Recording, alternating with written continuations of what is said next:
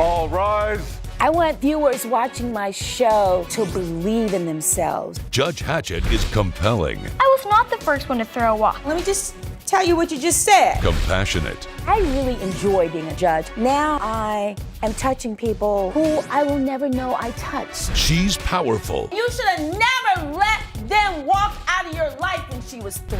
And she's on the bench. Don't get me preaching up in here today. Right.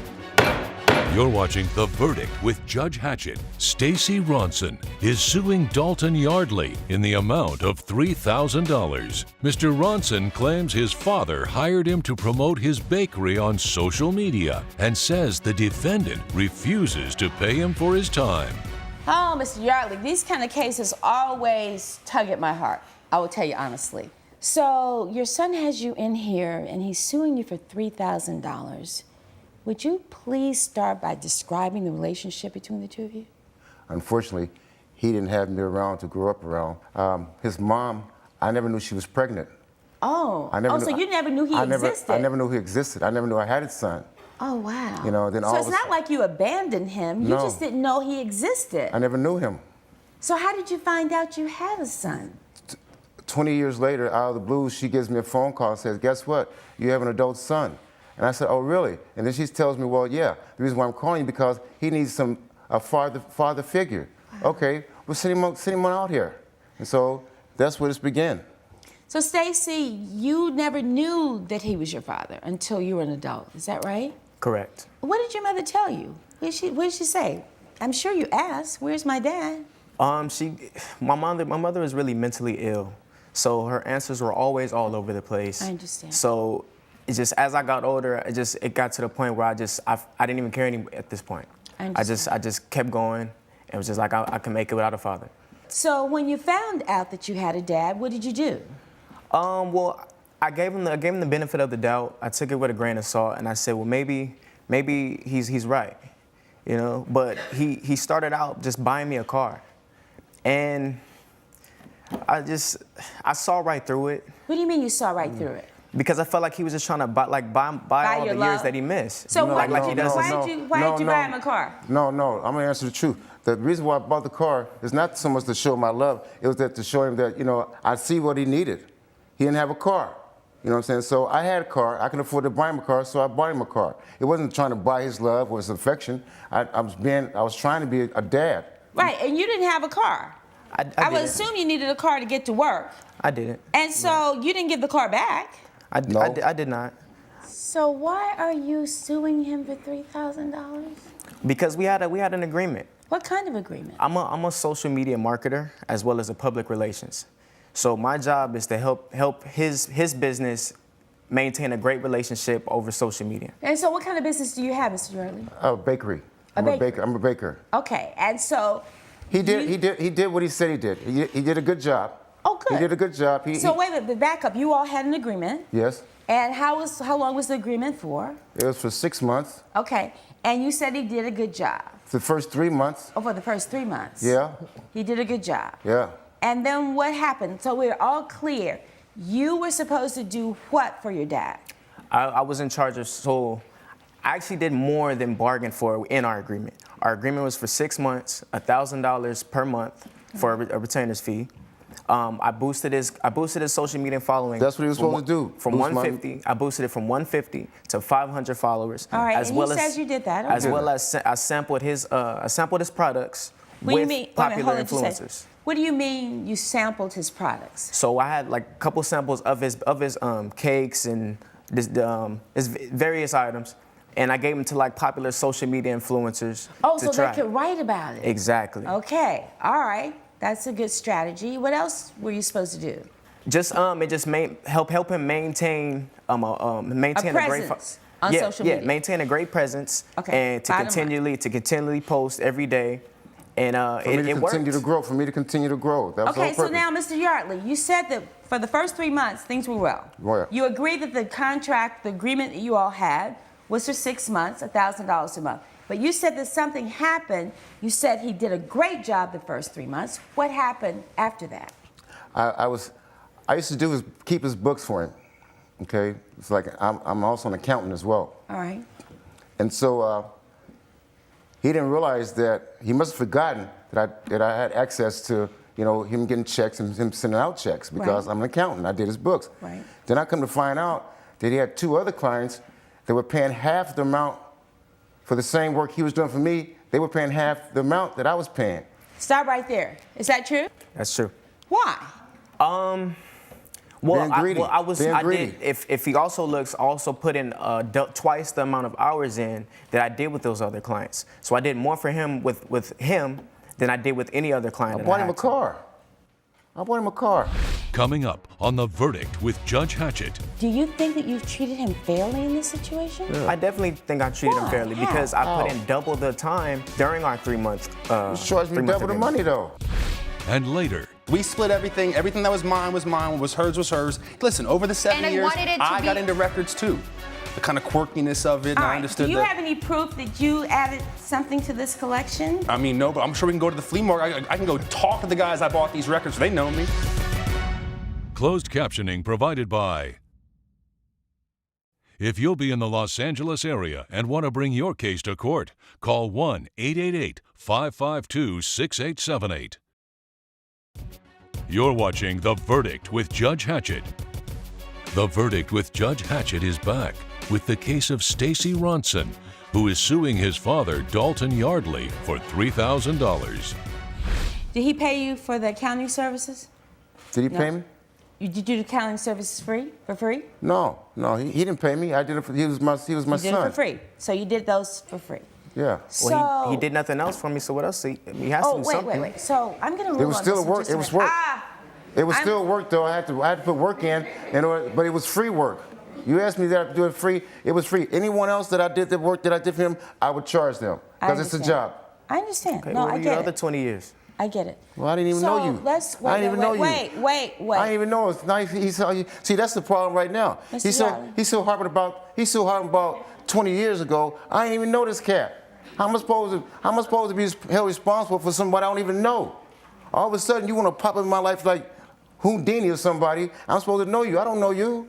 But then again, I accepted him as my son, and I try to treat him as my son, and this is what I get in return. I'm in court. So, this $3,000, was this kind of extracting what you thought maybe he owed you from the past? I mean, let's keep it real in here. Yeah. Your Honor, it could have. It could have been that. Let me ask you the next question. Do you think that you've treated him fairly in this situation? Yeah. I definitely think I treated him Why? fairly How? because I put How? in double the time. I put in more than 240 hours during our 3-month. He charged me double the money, though. He should put double the time. He charged me double the money, so why should I put in double the time? Because I'm doing double the work. If I'm doing double the work, I should be entitled to be able to charge more. And we agreed on was that. there a cap of how many hours you would spend, or did you say I will spend what is necessary to get the job done? I'm supposed to deliver at least a minimum of 10 hours, a minimum of 10 hours of work for the week. Okay. Was And that I your doubled that. understanding, Mr. Yardley? Yes, sir. All Yes, right, ma'am. what happened? 10 hours, and I doubled that. Over 240 hours for our 3-month agreement. Do you have some way to show me that? Yes, I do. Let me see. Oh, yeah. Let me see.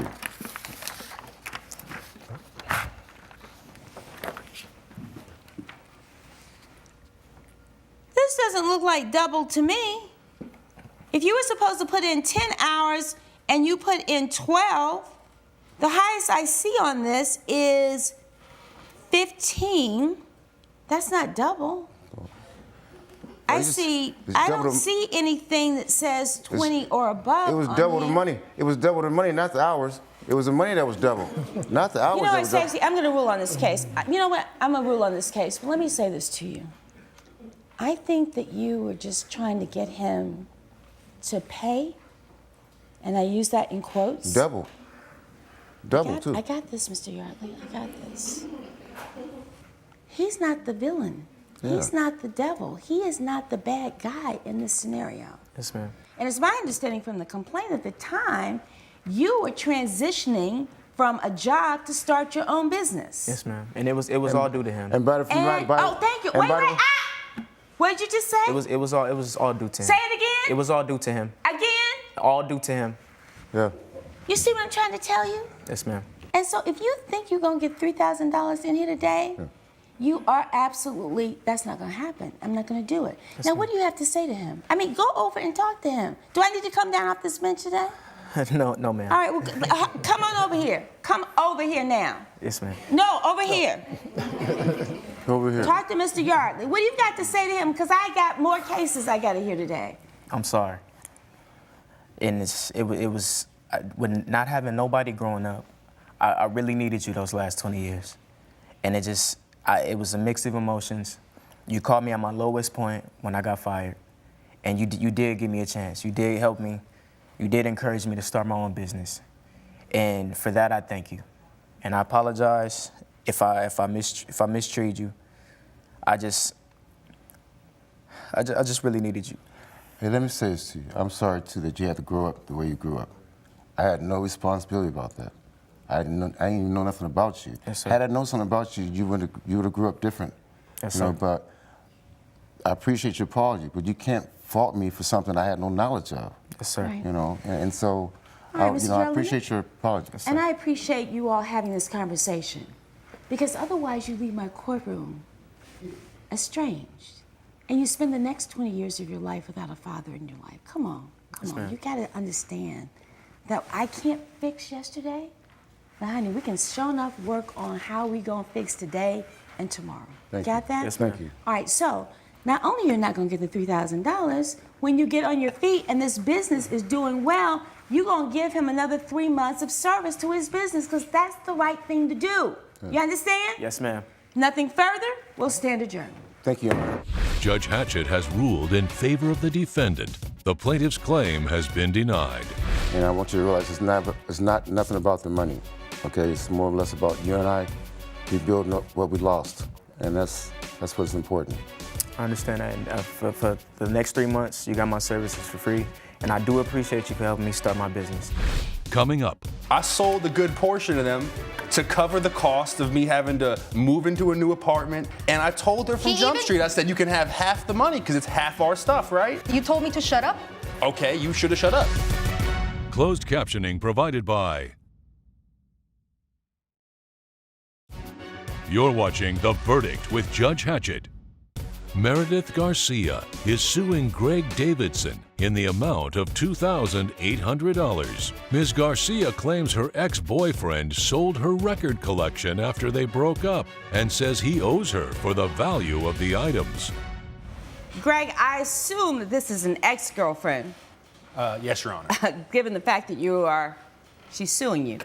So why are you in court today? Why is she suing you? Well, I'm here defending myself.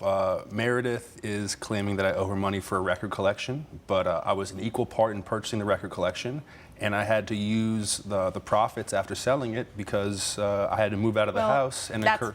That's my property. Well, it's So wait our a minute. property. So tell me about this record collection. Whose record collection was it? Mine, Your Honor. He says it's his. No, it's I mine. mean, by I've been common law, collecting I it believe it since would be ever half since of ours. before I met him. Oh, you had the record collection before you A met. part of it, Yeah. a part of it, not the entire collection, though. come on. Right? Part of it, all of it? Help me. All of it. All of it. I've spent hours in record stores. That's not true. He's lying. Going with her, picking up things, going to swap meets, grabbing All right, records. let's I mean, go it's back. enough. How'd It's you enough. all meet? Correct. How'd you all meet? Yes, I met him in high school, and we were high school sweethearts.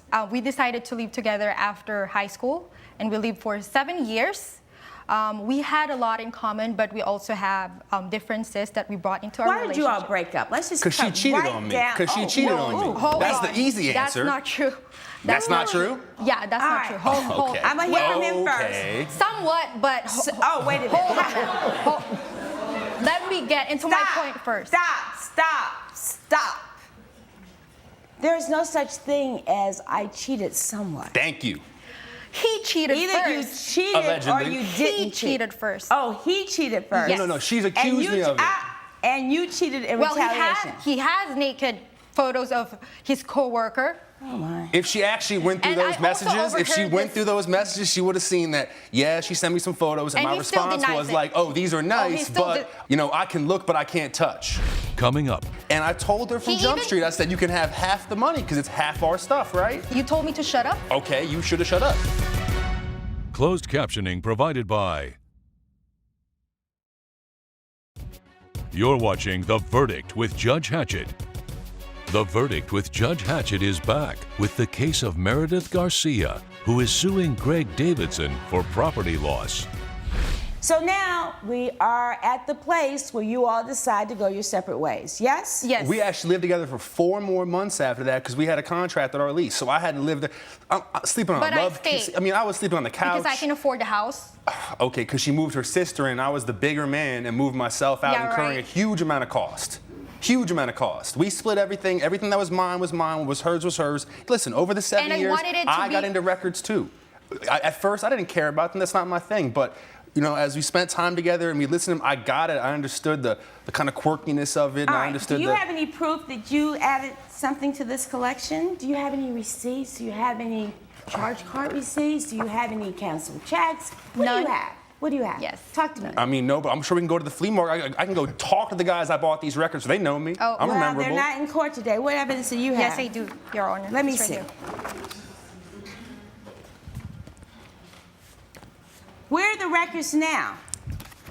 Look, when we He's broke Where up, are the? It's a simple question. Where are the records? I sold a good portion of them to cover the cost of me having to move into a new apartment, get new furniture, and I told her from He Jump even- Street, I said, you can have half the money because it's half our stuff, right? I said, listen, Yeah, he I only told me made to shut up. $1,400 off To them. shut up? Obviously, it was a bad investment. Yes. No. Oh, okay. You told me to shut up?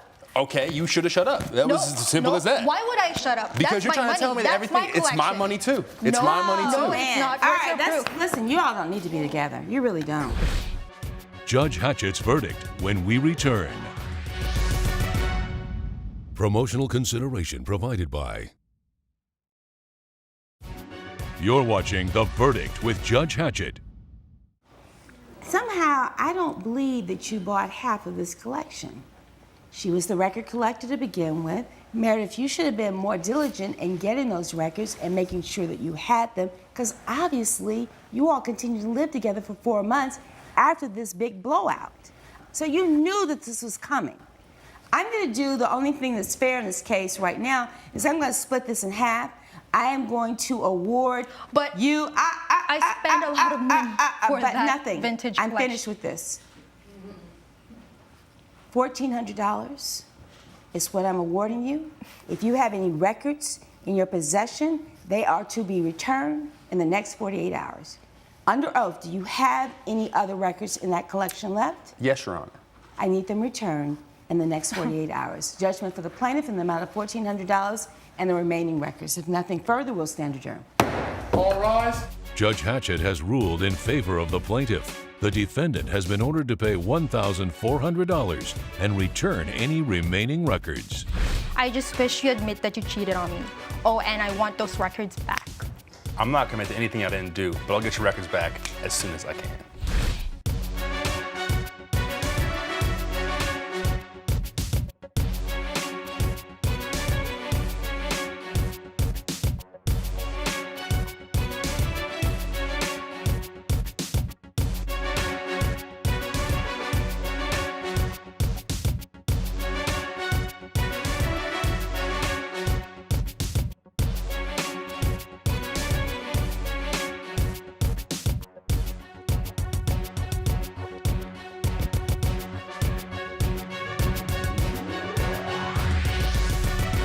This has been a production of Entertainment Studios. All rise. I want viewers watching my show to believe in themselves. Judge Hatchett is compelling, I was not the first one to throw a walk. Let me just tell you what you just said. compassionate, I really enjoy being a judge. Now I am touching people who I will never know I touched. she's powerful, You should have never let them walk out of your life when she was 3. and she's on the bench. Don't get me preaching up in here today. Right. You're watching The Verdict with Judge Hatchett. Darlene Shockley is suing her sister, Lisa Hickson, in the amount of $200. Ms. Shockley claims her nephew broke her son's lacrosse stick at a family reunion and says Ms. Hickson should pay for the item. Darlene, you are on opposite sides of my courtroom with your sister, suing her for $200. Yes. Clearly, there's more going on than this $200, because otherwise you all would have worked this out, yes? Why couldn't you all at least sit down and work this out? Your Honor, I did try. You did? I did try. Initially, She did? She did not. She did not. No, ma'am. Oh, we're off to a great start here. One says I did and one says I did not. Tell me what happened. Initially, so it's been a long story with me and my sister. Growing up, things were difficult between us. Why? She was the obvious favorite between my parents, and so I had to do as much as her and more in order to gain their approval. So who's the older? I'm the oldest. Older. I'm 2 years older. 2 years older. All right. She does not act like like it. it. She was the 2-year older sister, and from your perspective, she was the favorite. Yes. Why did you feel that? I just feel like no matter what I did, I didn't get that much praise for it. She could do the exact same thing. And For example? Like just grades. If I got a B, they would be really hard on me and they'd be disappointed. And when she got a B, she'd be praised for it. So there were different standards, I felt like. She's exaggerating. Okay. So tell me, how is she exaggerating? She felt that you were the favorite. Were you? I don't think I was the favorite, Your Honor. I felt like we got the same amount of praise. I thought we got punished the same. I feel like she just always had some kind of jealousy towards me. Why? Why do you think that? I just think it was just an older sister thing. I was older. I went to her dream school. She feels like I did it on purpose. And You college. mean like to college? Yes, ma'am. Okay. I graduated first, and I went to the college, and she felt like I did it on purpose just out of spite. She found out about the school from me, just so you know. Well, but I mean, look, there's a college. Right. She found out about the college from you. She applied because she liked the college. I mean, why would that be a problem for you? I'm just trying to understand this. I just don't think, I think it was a plot for her to continue to one-up me. She has this delusion that I'm jealous of her. And because of that. Are you? Right. No, absolutely Not? not. She is. Absolutely not? No. Is there resentment toward your sister because you felt that she was the favorite? I mean, let's keep it real. It's a possibility. A possibility. It's a possibility. I I think don't it's probably think so. more than a She possibility. resents me, Your Honor. We both got pregnant in college. I got pregnant my senior year, a few months before she did. I ended up graduating still, and I was married at the time, and so I had my baby, and she had to drop out of school. So I feel like she always had some kind of jealousy towards me because she holds that I ended against up, me. You did. I ended up graduating from her dream school, and she had to drop out, and she hasn't been to school since. And so she's always been just mad at me because she got pregnant. I don't feel like that's my fault. So, do you see what I mean? Talk to me about this. Talk to me about this. Why does she have to keep throwing out the aspects of my life? What does that have to do with anything? You were mad at me about the baby. You were mad at me about your boyfriend. I'm not because mad at you about anything. So her boyfriend, I helped her.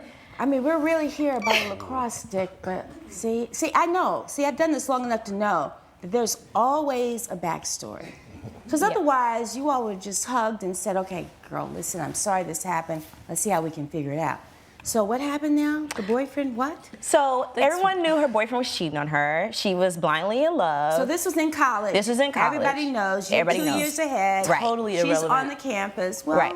but it goes to the backstory of why you all are here, which is why I'm trying to help you all. Because I hope you know, and if you've watched long enough to know, that it is important to me that people leave in better shape than they came into my courtroom. That's how I operate. That's how I try to work with people. So the boyfriend was cheating. Yes. And what's that got to do with anything? Well, I kept telling her that he was cheating, he was gonna break her heart, and I didn't approve of him. She thought I was just mad because I was jealous of her relationship for some reason, but I already had my boyfriend. So I made a fake Facebook account and I sent him some lewd pictures. You couldn't see my face.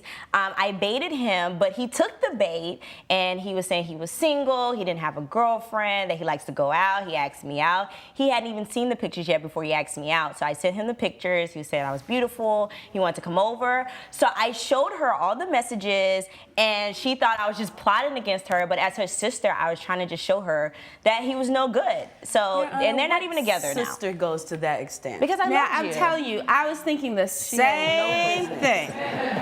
She had no business. Let me doing tell that. you, I was thinking the same thing. Coming up on The Verdict with Judge Hatchett. She wasn't listening to anyone, so she needed proof. So I went and got proof, and I felt like I was What do they being call a that? good sister. Catfishing or something? Catfishing. Yeah. Yes, ma'am. I catfished him. He didn't know it was me. Closed captioning provided by If you'll be in the Los Angeles area and want to bring your case to court, call 1-888-552-6878. You're watching The Verdict with Judge Hatchett. The Verdict with Judge Hatchett is back with the case of Darlene Shockley, who is suing her sister Lisa Hickson for property damage. What sister would go to that extent to bait the boyfriend? Why would you do that? Why would you do that? Really, honestly. I mean, really, was it just out of spite? You wanted to do something to get back at her? Or were you trying to quote unquote help her? Because if you call that helping, honey. Exactly, Whew. Your Honor. Mercy. I thought I was trying to help her. She wasn't listening to anybody. Oh, wait. So what did you do when you found out it was all fake and this had been set up? Or did you just find out the day in court? No, I knew. You knew that? That's why we don't deal with each other. We haven't seen each other since that happened about 6 years ago. 6 years ago? Yeah. Mm-hmm. Well, we saw each other at the reunion. That was... At the family reunion, which is why you all are in court today, Yes. because something happened at the family reunion. Yeah. Do you not see a problem with what you did? I get why she's upset, but at the time I really felt I was trying to help her. Like, she wasn't listening to anyone, so she needed proof. So I went and got proof, and I felt like I was being a good sister. What do they call that? Catfishing? Catfishing. Yeah. Yes, ma'am. Exactly. I catfished him. He didn't know it was me. He didn't know it was you? No, ma'am. You sent him pictures, but you didn't show your I face? did not show my face, no. And you sent him a flirt kind of whatever. Yeah, like in a robe, lingerie, But not pictures that's of my totally legs. unacceptable. There's That's no so way wrong. to validate that. That is so wrong. I mean, that is really messed up, honest to goodness. That is just so wrong. I mean, you say you may get that she's upset? Hell, she should This is have what been I'm upset. dealing with. Every feeling I have is irrational to her. I'm just jealous. I'm just this. I'm just that. But you So, are. So that's what why happened we're with here. this boyfriend? Is this the one who you got pregnant by? No, ma'am. Oh, okay. We're no longer together. Because he cheated on her. He did not. He's never cheated on me. And even with her trying to prove that he was cheating, I don't know how to take that because you baited Well, you him broke into up it. with him. Something happened. Well, we did break up. Yes. So now you are a sophomore and you got pregnant. Mm-hmm. Okay, this is clearly after the catfishing incident. Yes. See, Lisa, I'm still not convinced that your motives were sincere on this. It's her life. Right. And if she chooses to be with this boyfriend, then so be it. If you could say, okay, listen, girl, I know, I've seen him or whatever, that kind of gets close to the line. But what you did absolutely crossed over the line because you baited him. Right. You baited him to prove a point, and then you threw it up in her face. You know, that was just wrong, absolutely wrong. So I'll get back to that in a minute. So you all haven't spoken since that time. 6 years later, she has a baby, you have a baby, I understand from the complaint, just a short time afterwards. Mm-hmm. She graduates, but you dropped out of school. Yes. And so how did that impact your relationship? Well, it was just another thing for her to throw in my face, another reason for me to be jealous of her. As you can see, she still brings that up that I didn't finish school. He didn't. Okay, but why have that attitude about it? I'm your I don't have an sister. attitude. You have an attitude about it. I'm just That reiterating that attitude you that didn't. you have is not the attitude didn't. I a graduated. sister I'm should good. have. Okay, so that's exactly what I mean, the condescending attitude that she has about it. This is why we don't get along. Did you ever just think, about reaching out to her and saying, look, I know this has been a tough situation for you. You had to drop out of school. What can I do to support you to go back? Well, I tried. Answer to me. Answer to me. Don't look at her. Answer me. I want to hear it from you. Did you ever say, look, I went to this school. I realized this is your dream school. I was fortunate enough to graduate. What can I do to help you? Did you ever think to just say, what can I do to help you? No, Your Honor, we never had that conversation. I feel like every time we get together, it's an argument.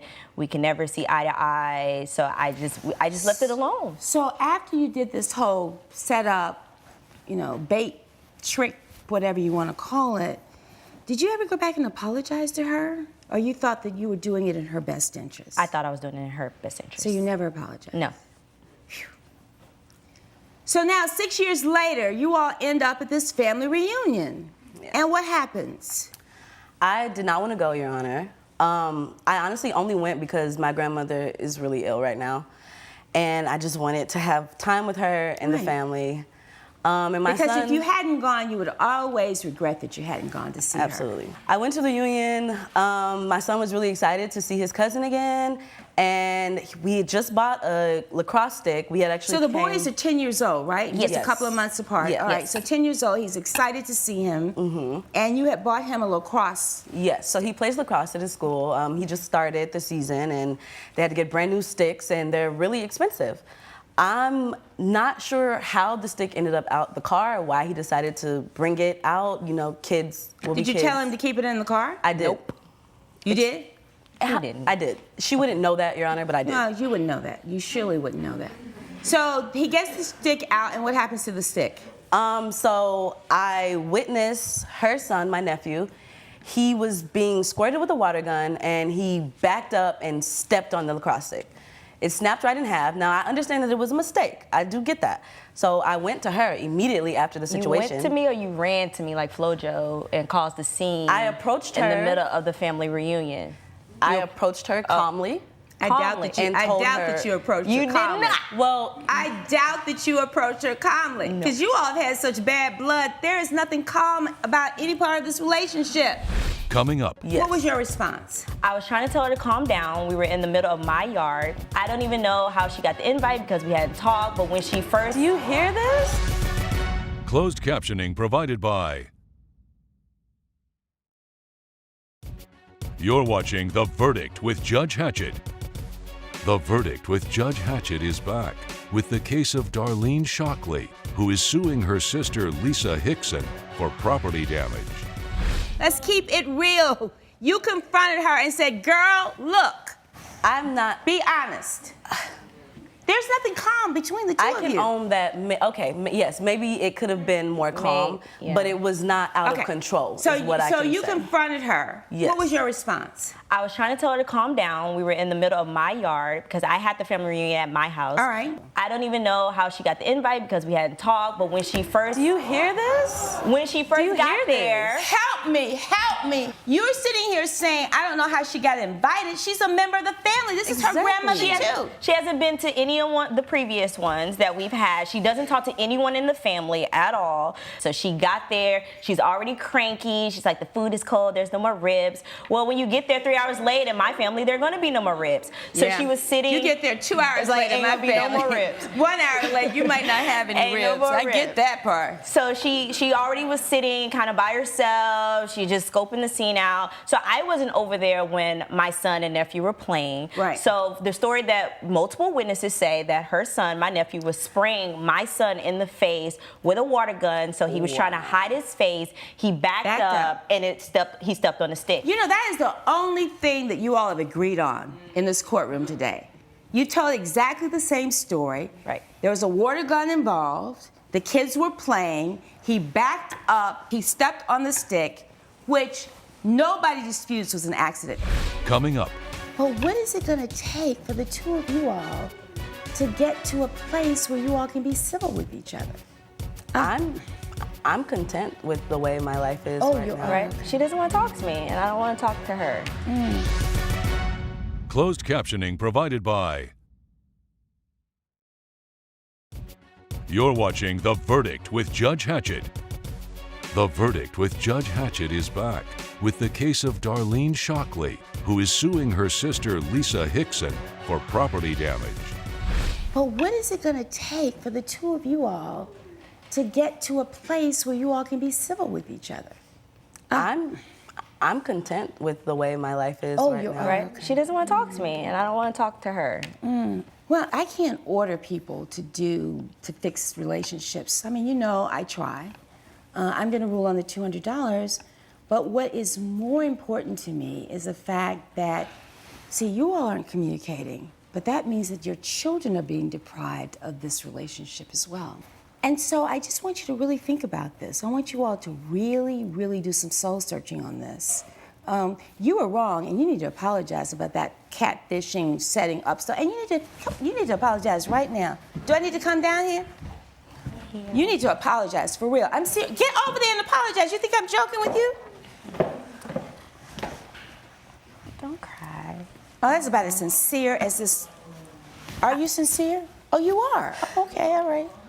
I'm sorry I catfished you. I honestly, really, look at me. I was really trying to help. I wasn't trying to be spiteful.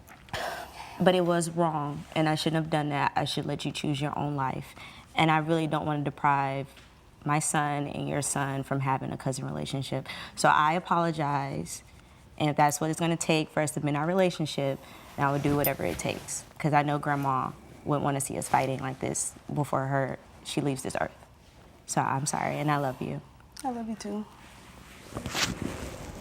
Judge Hatchett's verdict when we return. Promotional consideration provided by.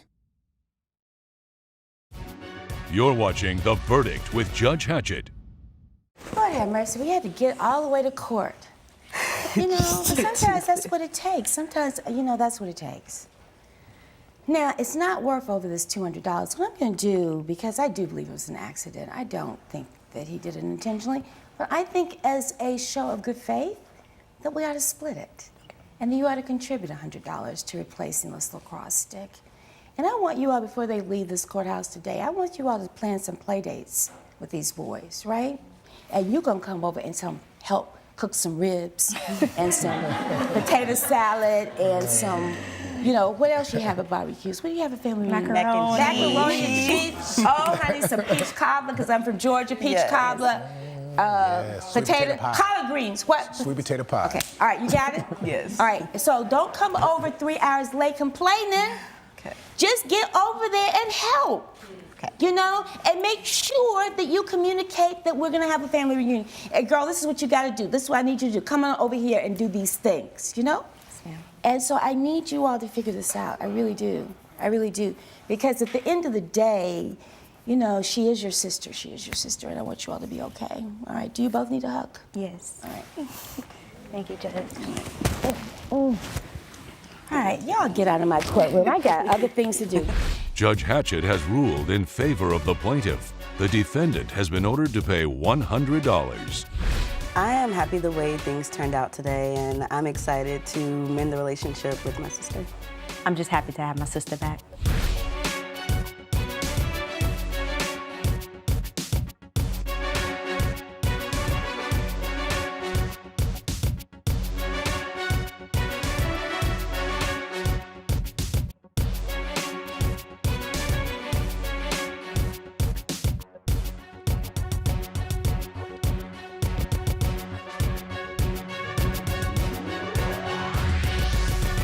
This has been a production of Entertainment Studios. All rise. I want viewers watching my show to believe in themselves. Judge Hatchett is compelling, I was not the first one to throw a walk. Let me just tell you what you just said. compassionate, I really enjoy being a judge. Now I am touching people who I will never know I touched. she's powerful, You should have never let them walk out of your life when she was 3. and she's on the bench. Don't get me preaching up in here today. Right. You're watching The Verdict with Judge Hatchett. Bridget and Daniel Epsom are suing Mark Aquina in the amount of $1,200. Mr. Epson claims Mr. Aquina disrupted his marriage after the talent scout offered his wife false promises of a successful music career. All rise. Court is now in session with the Honorable Judge Hatchett presiding. Here, Your Honor. Thank you very much. You may be seated. Good day. You all are a married couple.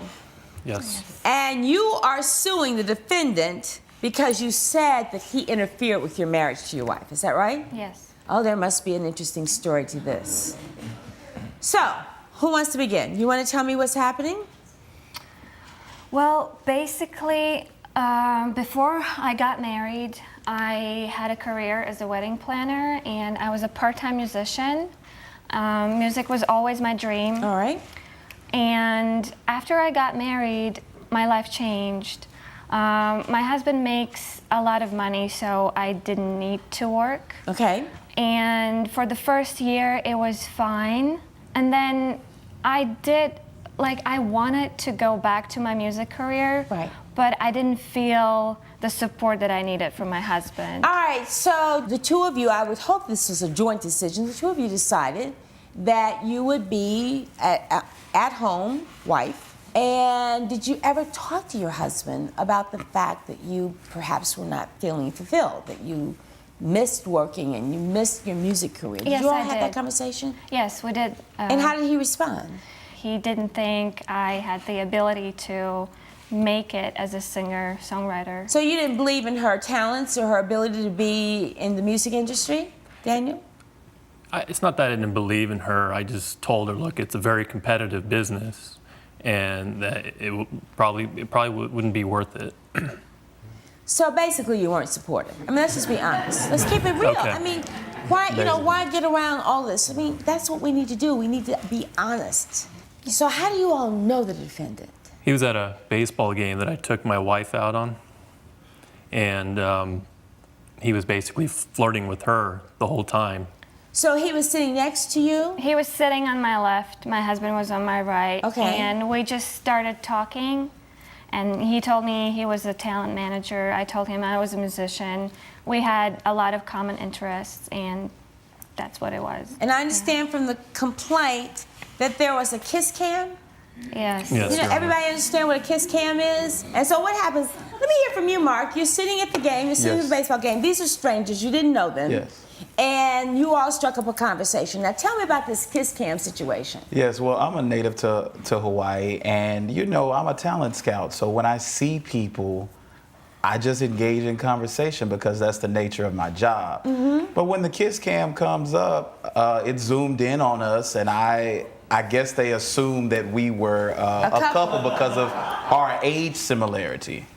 And what happened when the kiss cam zoomed in? Oh, nothing. It would just created an awkward and contentious situation, moment. but yes. no kissing? No kiss. Oh, come on, I'm hoping not. No.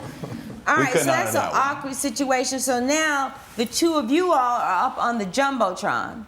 And what was your reaction, Daniel? I felt embarrassed. And how did you feel about this, Bridget?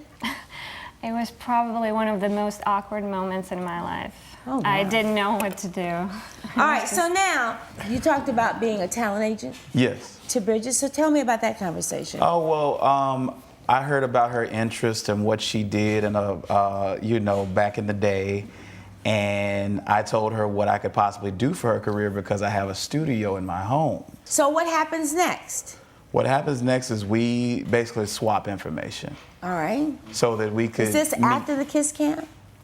Yeah, it was after the kiss that- cam. that Because the was- conversation continued because her husband wasn't engaging her, and I wasn't there to flirt with her, but these are the people that are sitting next to me.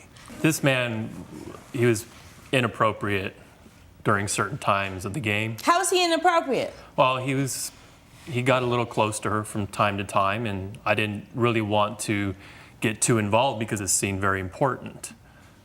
It seemed very important to Bridget. Yeah. So now, fast forward, you all leave the baseball game, you've exchanged information. What happens next, Bridget?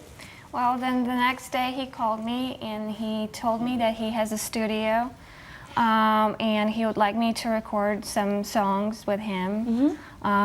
So then a couple of days later, I went to his studio and we were just talking and brainstorming. And, you know, at this point, like, I wasn't getting any support from my husband. So meeting somebody who believes in you, in your talent, in your dream, that was very, very important to me. So let me stop you right there, Bridget. Did you tell your husband you were going over to his studio that happened to be in his home? No? I told him that I was going to the studio, but I didn't tell him that it was in his home. So you tell him you're going to the studio. What was his reaction? He didn't like it. He didn't like thought it was a bad idea. Coming up on The Verdict with Judge Hatchett. What if Daniel had been sitting next to you? I would have engaged anyone next to me. Oh, okay. It's the nature of the business. Did you engage somebody on the other side of you? No. Okay, yes, all right. And later, How did he violate your lease? He's turned it into a business. He started to run a business out of the place. Was just What not kind around. of business? I came to learn that it was making jam. closed captioning provided by If you'll be in the Los Angeles area and want to bring your case to court, call 1-888-552-6878. You're watching The Verdict with Judge Hatchett.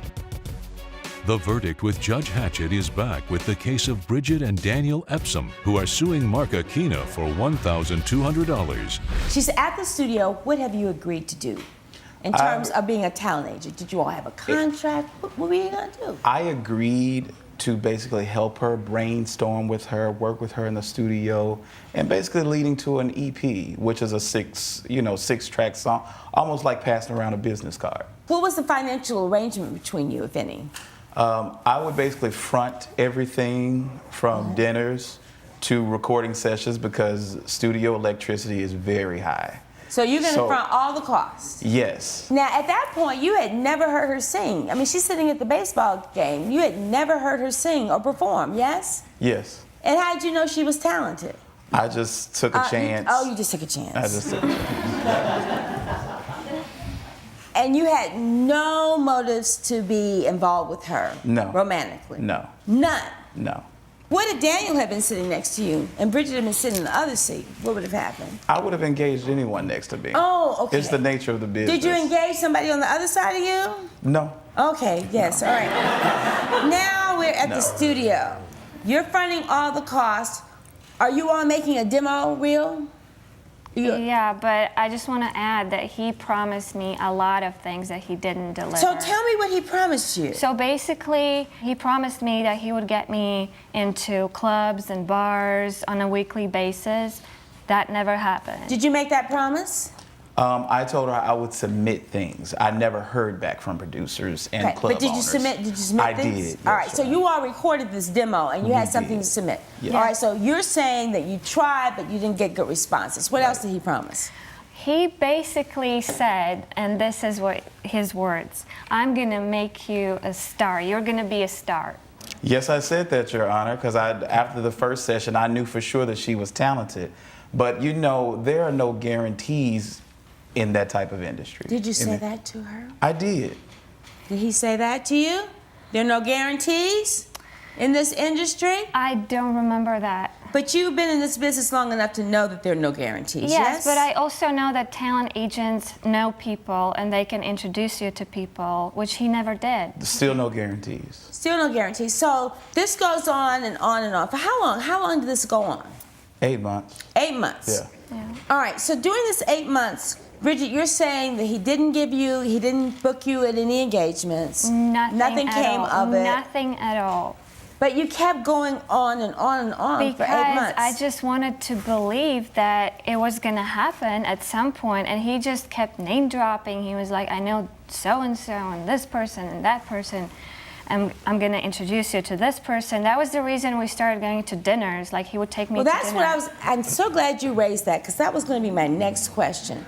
If you're so busy trying to get these engagements and you're in the studio doing this demo, how is it that you were having dinner with him? Well, we were recording during the day, and then we would go have dinner in the evening. And he said he would introduce me to people who go to those restaurants, but that never happened. She definitely met people. I don't know if she remembers or not, but she definitely met people. So the dinners were to introduce her to people? Yes.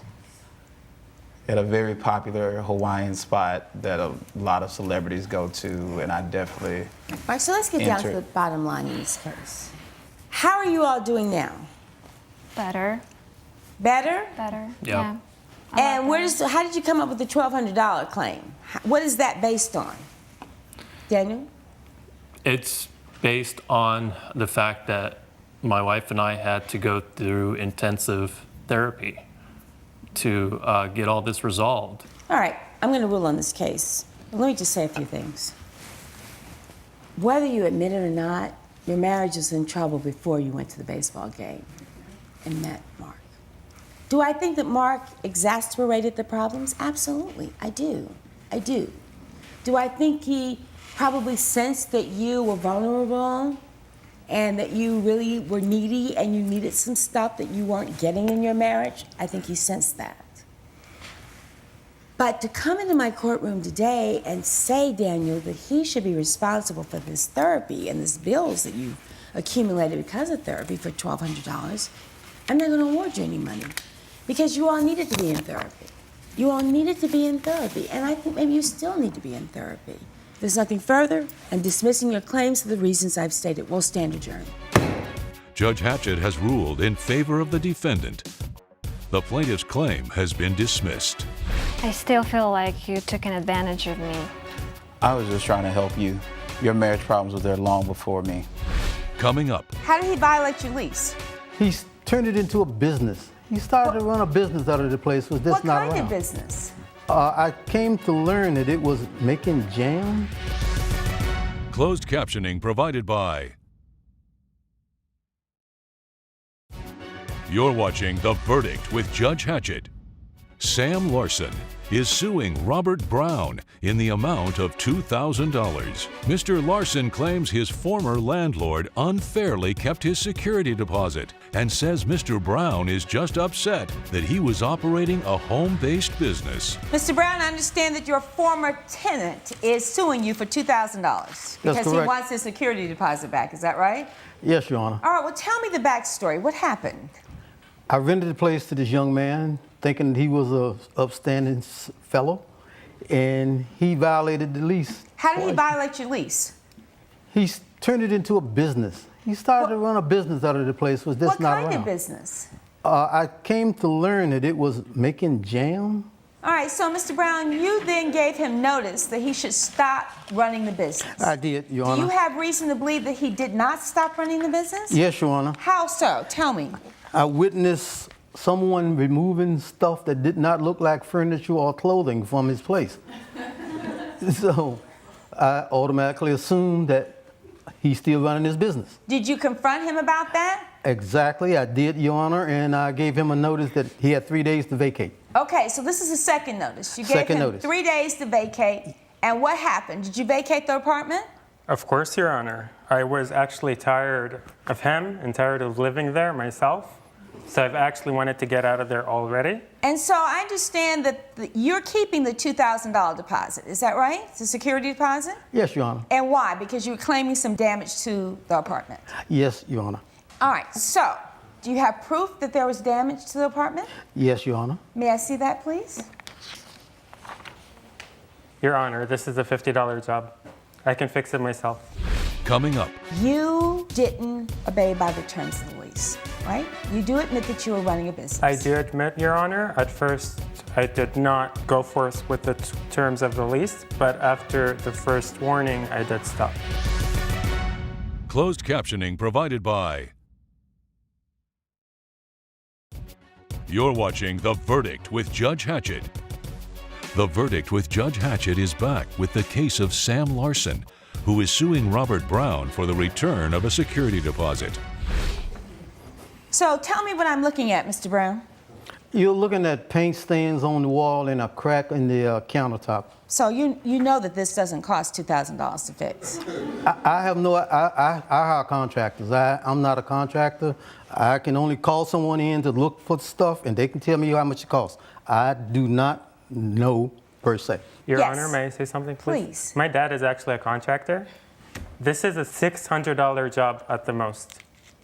So let me ask you this. You didn't obey by the terms of the lease, right? You do admit that you were running a business. I do admit, Your Honor, at first I did not go forth with the terms of the lease, but after the first warning, I did stop. So, but you continue to store products, and Mr. Brown says that he saw things being taken in and out of the apartment that didn't look like clothes or furniture. So, part of the apartment was used to support your business. In some way, yes, Your Honor. Yes, in some ways, yes. Which means that Mr. Brown, your landlord, was within his rights to say, you know, this is a second warning and you've got to leave. Judge Hatchett's verdict when we return. Promotional consideration provided by. You're watching The Verdict with Judge Hatchett. Now, Mr. Brown, this is not $2,000 worth of damage to this apartment. I haven't Your Honor, I have an estimate. Oh, let me see that estimate. Okay. Now you have to It doesn't understand, average let's up be to very clear. It's not up to $2,000 though. It's not. Okay, I'm glad you said that before I looked at it. No. Oh, come on, Mr. Brown, come on. That's the first estimate. Whenever you do construction, there's always overruns. So I think I should be justified in holding on to the whole 2,000 until the whole job is absolutely completed. Let me tell you. No telling There is a paint stain Yes. and a crack in a countertop, right? Yes. My grandfather was a contractor. So I know a little bit about what I'm saying, all right? So, Mr. Brown, he shouldn't have been operating the business on the property. He violated the lease. I think that there should be some adjustment for that. Is he gonna get his $2,000 back in total? No. But I do think that equity requires that he gets some of this back. And so I'm gonna award the plaintiff $750. Thank you. Yes, $750. But let this be a lesson to you. You should comply with the terms of the lease. And Mr. Brown, we need to find a new contractor because this is just, I mean, this is extortion here. $1,300 for a crack and a paint stain. My goodness. All right, if there's nothing further, we will stand adjourned. Thank you. Judge Hatchett has ruled in favor of the plaintiff. The defendant has been ordered to pay $750. I am sorry I was wrong to run a business. I understand. Be better next time.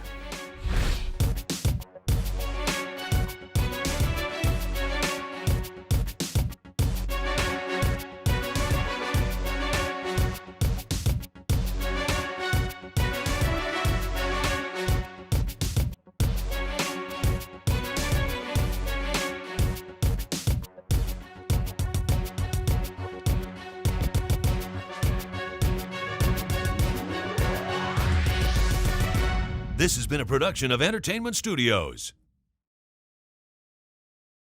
All rise. This is Deeper Than Money. Talk to me. I want viewers watching my show to believe in themselves. Judge Hatchett is compelling. If he is not going to honor you, he needs to be gone. Compassionate. I don't want you to give up on your dreams. I don't. And I want to figure out how we get this straight. She's powerful. If I were in this situation, I would have put you out too. And she's on the bench. I feel like I'm being judged here. That's what I do. You're watching The Verdict with Judge Hatchett. Zoe Harris is suing Sadie Davis in the amount of $1,300.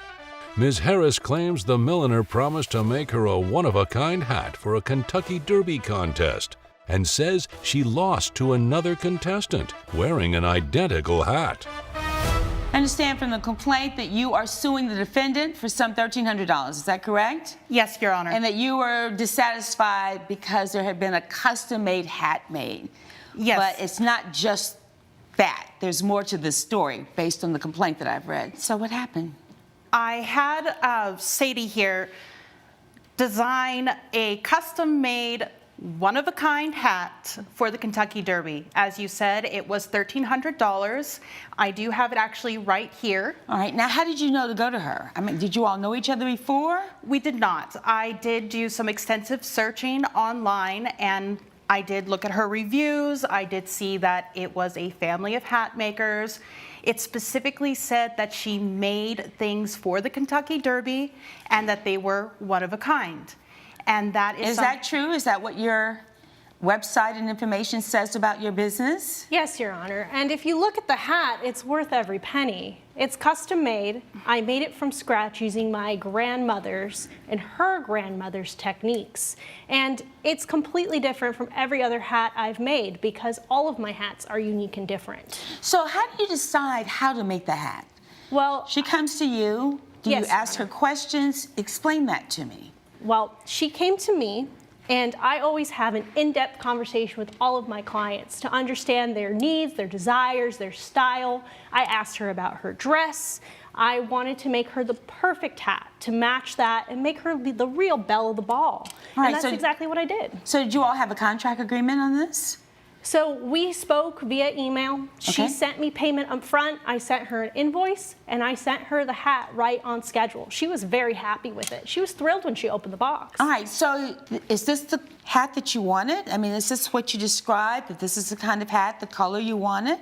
This is very much what I described. However, when I went to the Kentucky Derby, I entered one of the hat contests. I entered into Most Elegant.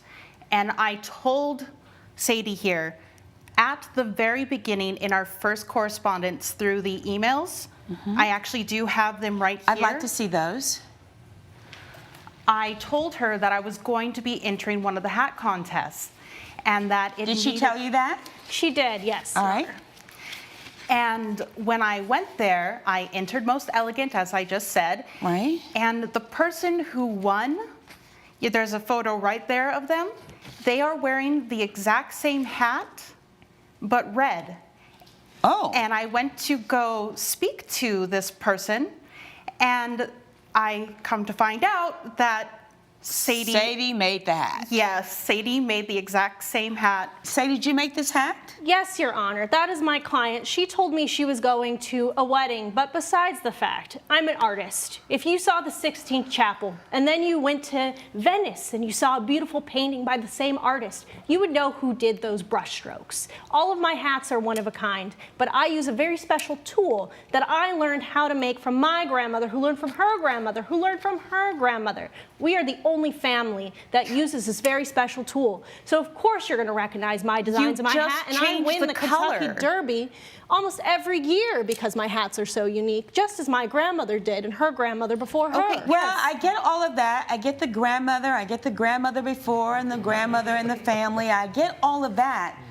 The reason we're in my courtroom today is that she says that the only difference between this hat and the hat that she got to enter the contest was the color. So, Your Honor, if I may, there's very big differences between the hats. I used very different techniques. I used a gathering of the tulle for hers, as you can see. The tulle on the end, it's in a big pile. And for hers, I used a swooping and fisherman knot technique, a very different hat making technique. If I may get into the technicalities of it, it's just very different, Your Honor. The only similarity is they both wanted the same style and shape of hat, which is very common at the Kentucky Derby. Almost everybody has the same hat brim because that's the style for Most Elegant. That's what wins the contest. So of course they're gonna have the same brim, and they have different colors, different tulle, different designs. The details are different. Well, the operative word is design. Coming up on The Verdict with Judge Hatchett. I am into style, and so I want to see this, and I want to see what this hat looks like. Your Honor, may I ask you a question? No, how do you get to ask the judge questions? And later, Wait, she got hit by a car and she told you not to call Your Honor, anybody? that's what she said. She Your said, Honor. don't call the police and do not call the ambulance? Yes, she said because only in Los Angeles, they don't come unless it's a severe emergency. That's what she said. if you'll be in the Los Angeles area and want to bring your case to court, call 1-888-552-6878.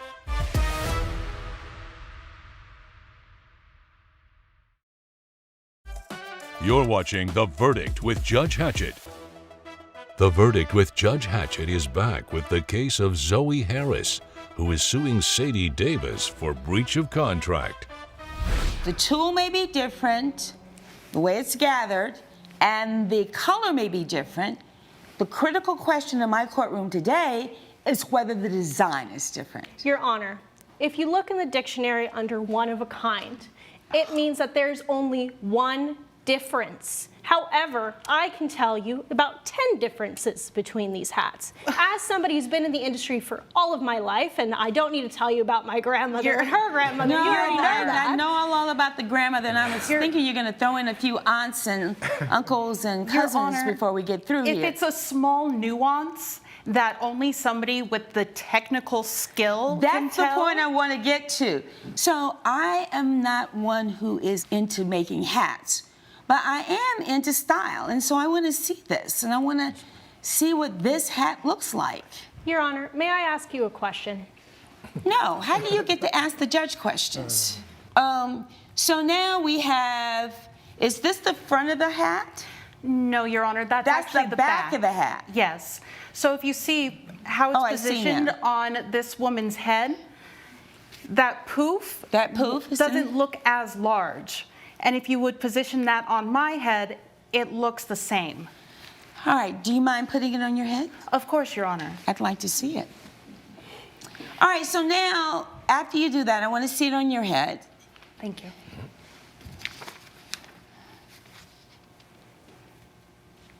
Looks like the same hat to me with a different color. You see, I'm not saying anything against her skill and ability or her legacy. It is a beautifully made hat. However, it's the same hat. Changing just the color is not it. I do see some variations. In all fairness to the defendant, I do see some variations. So I see tulle. I see a big thing in the back. I see a wide rim. And I do agree, because I've seen a lot of pictures of hats for the Kentucky Derby, that there is some continuity in the way that often people wear these very, very large brims. Okay, so you can take the hat off now. Let me ask you what happened after you did not win the contest. You saw the winner in a hat that Sadie had made. What did you do? I did ask Sadie through email for a refund, because I asked for a one-of-a-kind hat and did not receive that. I saved for over a year for this event. It was more than just the $1,300 for this. The Kentucky Derby is not cheap, but it's been a dream of mine since I was a little girl to go. I'm not a rich woman. My husband and I, we run an after-school program, and that is our livelihood. But we scrimped and saved so that way I could take this trip. All right. I also am a small business owner, and I don't have a lot to cover your hat that you already wore. If I return it, you can sell it to somebody else who doesn't mind having the same hat. I cannot sell a one-of-a-kind hat that I designed specifically for you to someone else. I do all of my hats but you can sell the to order. one-of-a-kind hat that you sold to her to me. I can't help the fact that you both have the same hair color and the same tastes. She's blonde. I'm a redhead. Quite frankly, listen, I don't need to understand hair coloring. I'm just trying to get to the bottom of this. Do you have evidence that you wish for me to see? Yes, Your Honor. Let me see it, please. What I have for you here is my website, my reviews. You'll see that each one highlights their one-of-a-kind design, as well as their experience, 5-star reviews. This is the first bad review or the first person to tell me that their hat looks like someone else's. All of my hats are unique. They're made to order, and they're built with your preferences in mind. That's the backbone of my small business. All right. So now she reaches out to you. Did you respond? Of course. And you said no refund. I'm not taking the hat back. If you read the terms and conditions, I say that you can only get a refund if your hat is damaged when shipping. Her hat was perfectly... And she was very happy with it until she was in the contest and she saw a hat that was very similar to hers. Correct. Now, I see some pictures here on the website that are very different from these two hats. Mm-hmm. And if I'm looking at the website, I would think that my hat, if I'm having it designed by you, would be very distinct and truly one of a kind, because these look like one of a kind hats to me. There's not something that looks like the other. Sadie, I am not convinced that this is enough of a difference between this design and the one that won the contest, other than maybe the tool is slightly different, but to, I think, a layperson's eye, it looks very, very similar, almost identical to me, in that it only looks different from the color.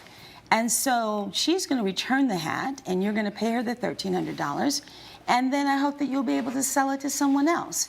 That is the judgment of the court. Judgment in favor of the plaintiff. We will stand adjourned. All rise. Judge Hatchett has ruled in favor of the plaintiff. The defendant has been ordered to pay $1,300 in exchange for the hat.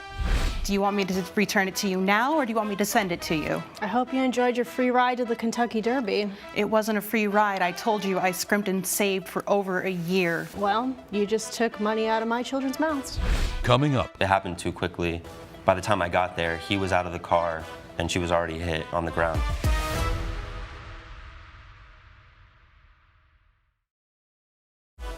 you're watching The Verdict with Judge Hatchett. Allison Davis is suing Ezra Martin in the amount of $6,800. Ms. Davis claims she was walking to pick up her daughter and says Mr. Martin suddenly backed into her with his car while she was still in the crosswalk. All right, Miss Davis, you're in here suing Mr. Martin. Said he backed up, hit you with his car. You were a pedestrian. You were not in a car. You were actually crossing the street, as I understand it? Yes, ma'am. Tell me what happened. So as I was going to pick up my child from school, this gentleman was backing up as I was crossing the street. I was going across the crosswalk. And as I was going across the crosswalk or entered into the crosswalk, he was backing up and he hit me. Why were you backing up into a crosswalk? Your Honor, she is lying because she was not in the crosswalk. Oh, she wasn't in the crosswalk? No, she was not. She was in the red zone before you get to the crosswalk. So, which is the reason why I backed up on her, because I checked my three-point check. I checked my side view, my rearview mirror. There was nothing there. There was no person, nothing in sight. So then I reversed, and then I heard a loud thump. I went out to check it, and then I realized it was a young lady, and I was very remorseful. I was so sorry. Do you need anything? Can I get you something? Can I call the ambulance or the police? No, don't call the police. They're not coming. It's not a serious emergency. Wait. She got hit by a car, and she told you not to call anybody? Your Honor, that's what she said. She said, don't call the police and do not call the ambulance? Yes, she said because only in Los Angeles, they don't come unless it's a severe emergency. That's what she said. Coming up. None of this would have been an issue had he had insurance. So let's get to that point. When I went to call his insurance company, they told me that he was uninsured.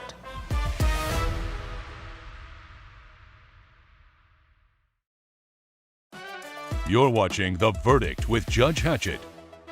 The Verdict with Judge Hatchett is back with the case of Allison Davis, who is suing Ezra Martin for personal injury.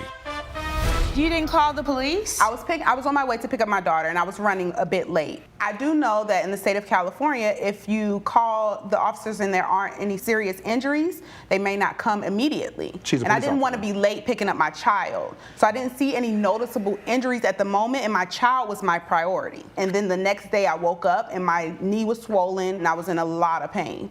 So then I proceeded to go to urgent care. And that's the basis of the $6,800 that you're I needed to be referred for surgery. All right, stop right there. You're telling me that she was not in the crosswalk and that you have evidence to support that? That is correct, Your Honor. Your witness has been sworn in. Stand up. All right, so tell me what you observed. I looked over. She was in the middle of the red zone. She was making her way through the red zone where the car was in front of. Obviously making her way to the crosswalk, but was right behind the car. Obviously in that situation, making her way there, I tried to yell and stop that situation, but it happened too quickly. By the time I got there, he was out of the car and she was already hit on the ground by the time I ran over. And it's your sworn testimony that she was in the red zone. Mm-hmm. Did you see him? I saw him, but he wasn't moving. And my thing is, he was in a vehicle. I'm a pedestrian. Now, we have two people in my courtroom who are telling me, who've been sworn to tell the truth, that you weren't in the crosswalk, and by your own testimony, you said you were rushing because you were late to pick up your daughter. I was picking up my daughter, yes, and I was checking the time on my phone, but I was not on the phone. None of this would have been an issue had he had insurance. So let's get to that point. When I went to call his insurance company, they told me that he was uninsured. Judge Hatchett's verdict when we return.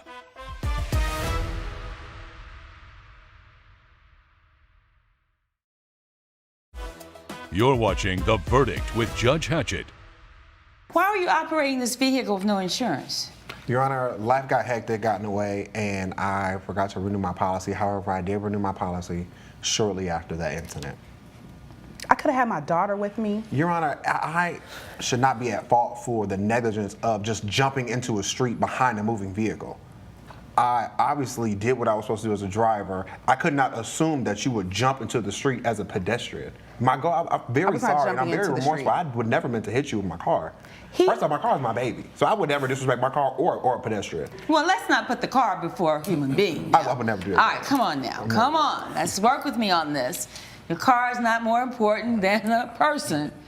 All right, so this is an unfortunate situation, Ms. Davis, but under these circumstances, I have a neutral witness who is here saying that you were not in the crosswalk. I don't think that he would have backed up had he known you were there. And I think that you were rushing. And under this fact pattern, I am going to deny your $6,800 claim. Nothing further. We'll stand adjourned. All rise. Judge Hatchett has ruled in favor of the defendant. The plaintiff's claim has been denied. In the crosswalk.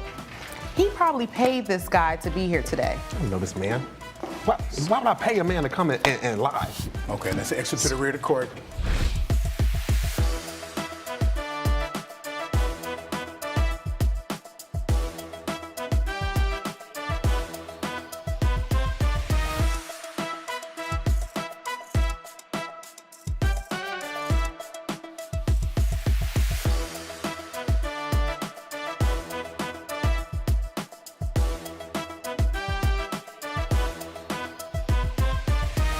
This has been a production of Allen Media Group. All rise. This is Deeper Than Money. Talk to me. I want viewers watching my show to believe in themselves. Judge Hatchett is compelling. If he is not going to honor you, he needs to be gone. Compassionate. I don't want you to give up on your dreams. I don't. And I want to figure out how we get this straight. She's powerful. If I were in this situation, I would have put you out too. And she's on the bench. I feel like I'm being judged here. That's what I do. You're watching The Verdict with Judge Hatchett. Eleanor Quayle is suing Kathy Pleasant in the amount of $3,000. Ms. Quayle claims her tenant broke her lease and says the defendant is blaming ghosts for her abrupt departure. Ms. Pleasant is countersuing for $3,000. All right, Eleanor, you're in court with Kathy. Yes, I am. Now, I will tell you, I have to say this. I have heard thousands and thousands and thousands of cases since I've been a judge. I have never had a case concerning a haunted or alleged haunted house. So you're suing for $3,000, and you have a countersuit for $3,000. But there is a very detailed story about why you're both in my courtroom today. Tell me what happened. Well, okay, I have this house in Spokane, Washington, and Spokane is known for its, superstitions and witches and ghosts and that kind of stuff. And I rigged up the house to be like a haunted house with sound effects and lighting. And I thought, great. And I did this as an Airbnb, and I would rent it out for a day, for maybe 2 days, at the most 5 days. Now, that got very old, and I wanted a long-term tenant. So I put up a sign for rent, for lease, and Kathy contacted me, and I thought, this is great. So anyways, what happened, everything was fine for 3 months.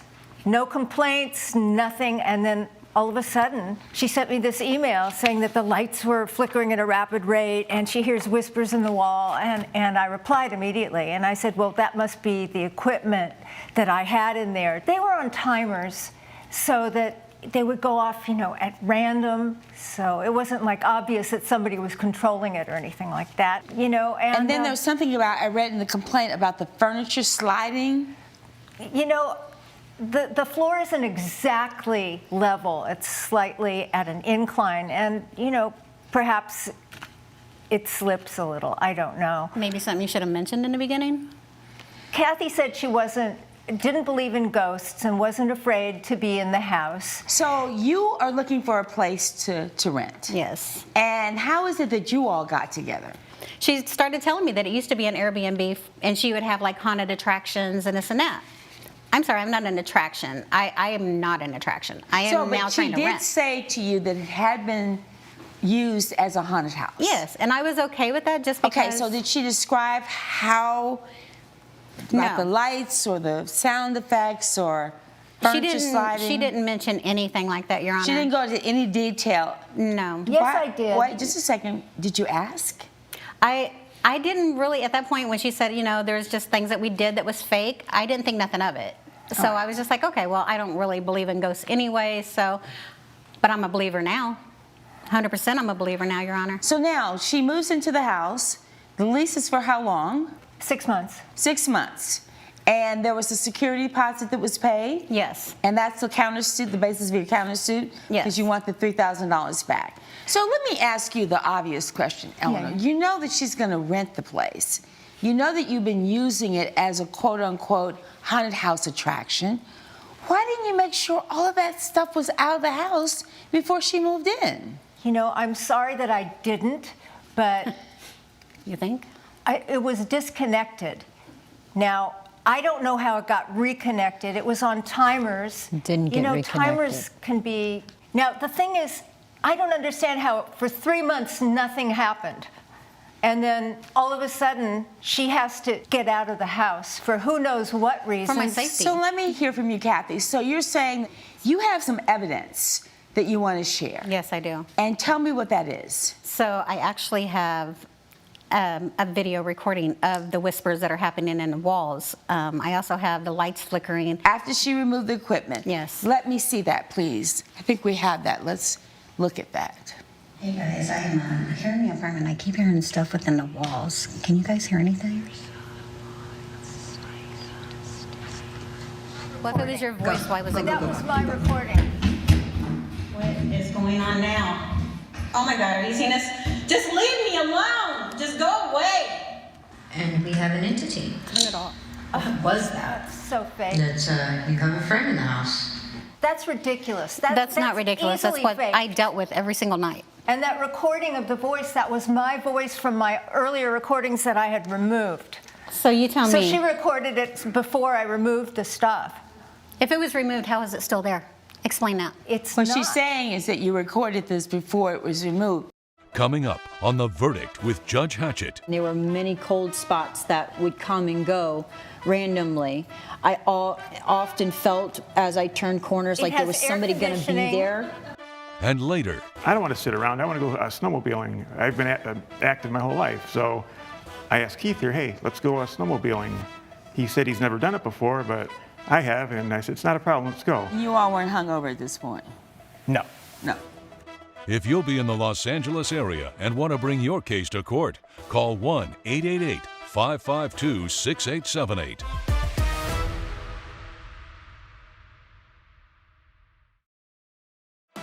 You're watching The Verdict with Judge Hatchett.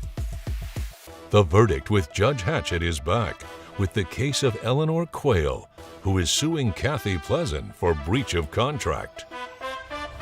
You have a witness that you want me to hear from, an expert? Yes, ma'am. And how is she an expert and why is she here? So when all this stuff started happening, I got on the internet and honestly, I started looking for a ghost hunter.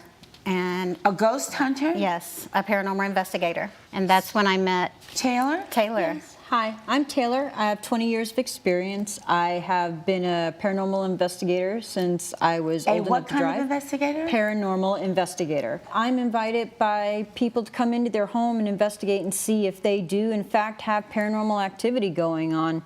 Most of the time it's nothing, but a majority of the time it can be something, and this time it really was something, and a really big something. Well, you just contradicted yourself. Most time it's not something, but the majority of the time it is something.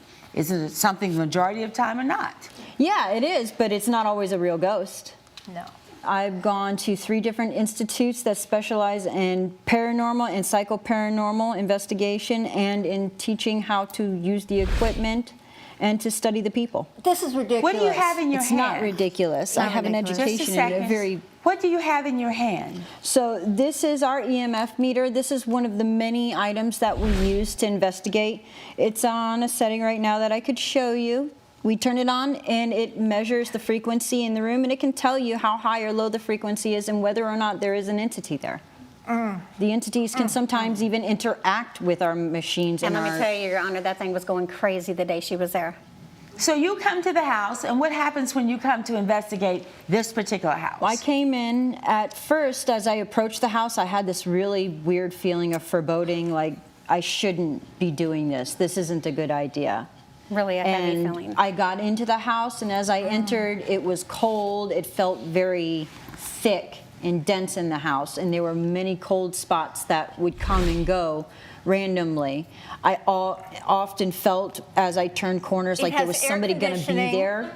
This very weird feeling that we were being watched. The air conditioner wasn't on. While I was there, you know, there were a few things that happened that I really can't explain because... Some things happened that you couldn't explain, like what? She got touched and she had her hair pulled. And she talked to me about a few different instances where she had received some scratches on her body. That she doesn't own any animals, so that's not an explanation to it. And saying that you have things set up in the house to spook people because it's fun. This isn't fun. This is real, and she's getting hurt. Maybe you should spend some time in your house. Are you afraid of your house? Is that why you haven't spent any time in it? You've never spent a week in that house. You haven't spent any time, because if you did, then you would know that there is something there. It's not friendly, and it doesn't want people there. My having used this house as a haunted house and giving her this idea made it easy for her to have a loophole to get out Nobody in the neighborhood will even look at this house when they walk by it. I found They're out that she spooked had by it lost her too. job and obviously could not pay her rent. I was paid up for 3 months. What are you talking about? Couldn't pay my rent. I needed to leave for my mental health. Did you lose your job? I lost my job because I was getting woke up every night at 3 a.m. Usually about every night. It's not every night. I can't say every night. But most nights at 3 a.m., I get no sleep because I'm constantly trying to figure out where all these noises are coming from or why I'm being touched, or, you know, it makes me feel like somebody's in the house. For 3 months, nothing was waking her up. And then she lost her job and things had been waking her up. You started having problems as soon as you lost your job? No, there was things, but I brushed it off because she came and removed that. All right, you signed the lease. It's a 6-month lease. At what point in the 6-month lease did you lose your job? I lost my job probably roughly around the 4th month, not being able to get there on time because I was oversleeping. And when did you leave the house? About 2 weeks after that. And now I have another tenant. So not for long. that, according to the lease, she's responsible for that difference in time. All right, I'm going to rule on this case. First of all, there's a problem in that you should have absolutely swept that house and made sure that every single thing was out of that house before anybody moved in. I am concerned because it does seem to me that the timing is suspicious, that there were not any problems the first 3 months, and then after she lost her job, there were problems with the house. And I'm talking, and we have an expert. I am not convinced that this house is haunted. I don't believe in it, and that doesn't necessarily mean that other people don't. And so what I think is, I think that there ought to be some consideration because you should have swept the house. But I'm going to do this as a wash. I am. I'm not going to give you your counterclaim of $3,000, and I'm not going to give you the money the time that she was out of the lease. I think it was too messy. I think that this could have been handled in a much better way. And so your claim is denied, as well as the counterclaim. If there's nothing further, we will stand adjourned. All rise. Judge Hatchett has ruled. Both claims have been denied. It was all make-believe. It was This wasn't real. make-believe. It's not make-believe. I've got a lot of proof that you saw, and you're discounting it.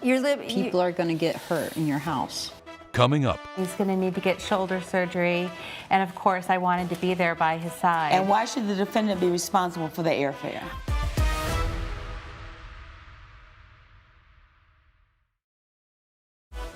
You're watching The Verdict with Judge Hatchett. Keith and Ruby Collins are suing Blair Rothman in the amount of $950. The co-plaintiffs claim Mr. Rothman's wild snowmobile driving sent Mr. Collins to the hospital and say the defendant should pay for the harm he caused. All right, you all are in my courtroom suing the defendant for $950. Yes, Your Honor. There was some snowmobile incident that your husband and the defendant were out. Tell me what happened. You should probably tell me what happened because you were there. Yes, Your Honor. I haven't been snowboarding in 3 years due to an accident that I had, which resulted in a concussion. And so I had a group of friends that decided they wanted to go on a trip out to snowboard. Initially, I said no, but they told me that they had a friend of theirs that they just met, and he was just going to hang out.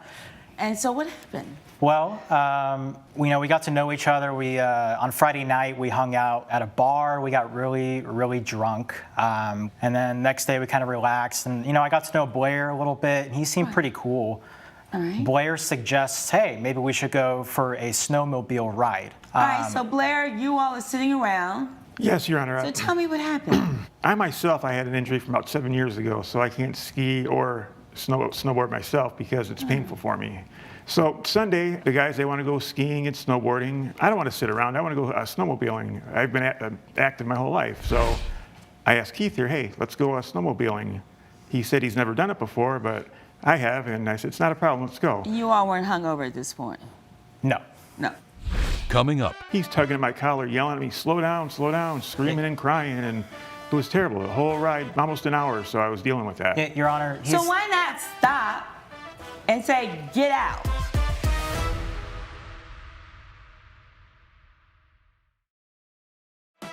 You're watching The Verdict with Judge Hatchett. The Verdict with Judge Hatchett is back with the case of Keith and Ruby Collins, who are suing Blair Rothman for negligence. I mean, so then what happened, Blair? We rented the snowmobile for 2 hours. I paid for it, not a problem. It was awful. First 5 minutes What do you into mean it. it was awful? I wanted to have fun. The first 5 minutes into it, he's tugging at my collar, yelling at me, slow down, screaming and crying, and it was terrible. The whole ride, almost an hour, so I was dealing with that. Yeah, Your Honor. So why not wait? Why not stop and say, get out? Your Get Honor. off. We were too far out up the slopes. He couldn't walk back. I got really anxious because he was booking it. Like, he was going at unsafe speeds, and then we started going downhill, and that's when he completely lost control. And then we hit a tree, and all I remember is both of us fell. We flew off of the snowmobile, and then the next thing I remember is I wake up at a hospital. I had to have surgery, and I had to have physical therapy. All right, so what are you specifically suing for? You're suing for $950. Yeah. What is that for? It's a waste of time here, Your Honor, in my opinion. Yes, we haven't heard from you. Yes. Yes, so I have my plane tickets here to and from the airport and to and from the hospital. And then I have my ride share. And that's how we came up with the $950? Why Yes. was it necessary for you to be there? Well, because his friend Paul called me and said, you need to come right away. Your husband has a concussion and he's going to need to get shoulder surgery. And of course, I wanted to be there by his side. And why should the defendant be responsible for the airfare? I just feel that he's negligent and he was very reckless in his driving and just very irresponsible the way that he was driving, and to have my husband get so hurt like this. What I'm hearing is that you really are suing for the damages that you say that your wife incurred from having the airline ticket, the ride share, having to come and see about you. Judge Hatchett's verdict when we return.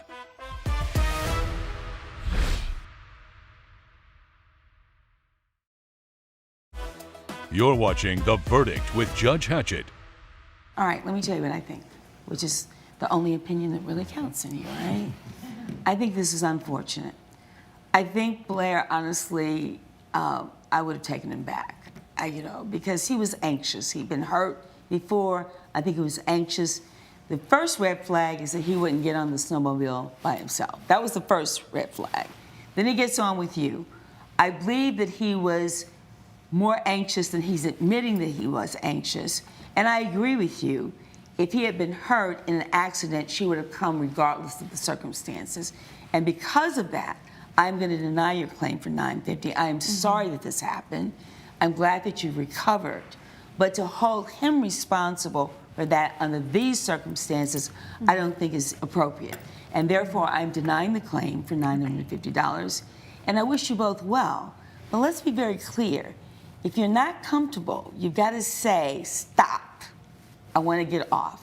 And again, I'm sorry you were hurt, But for those reasons, I'm denying the claim. We'll stand adjourned. Thank you, Your Honor. All rise. Judge Hatchett has ruled in favor of the defendant. The co-plaintiff's claim has been denied. You need to be more responsible. Yeah, maybe you Very learn responsible. next time, Learn even how to though ride a you won this snowmobile time. next time. It's like a bike. Maybe treat people better. And don't make fun of people if they're sick.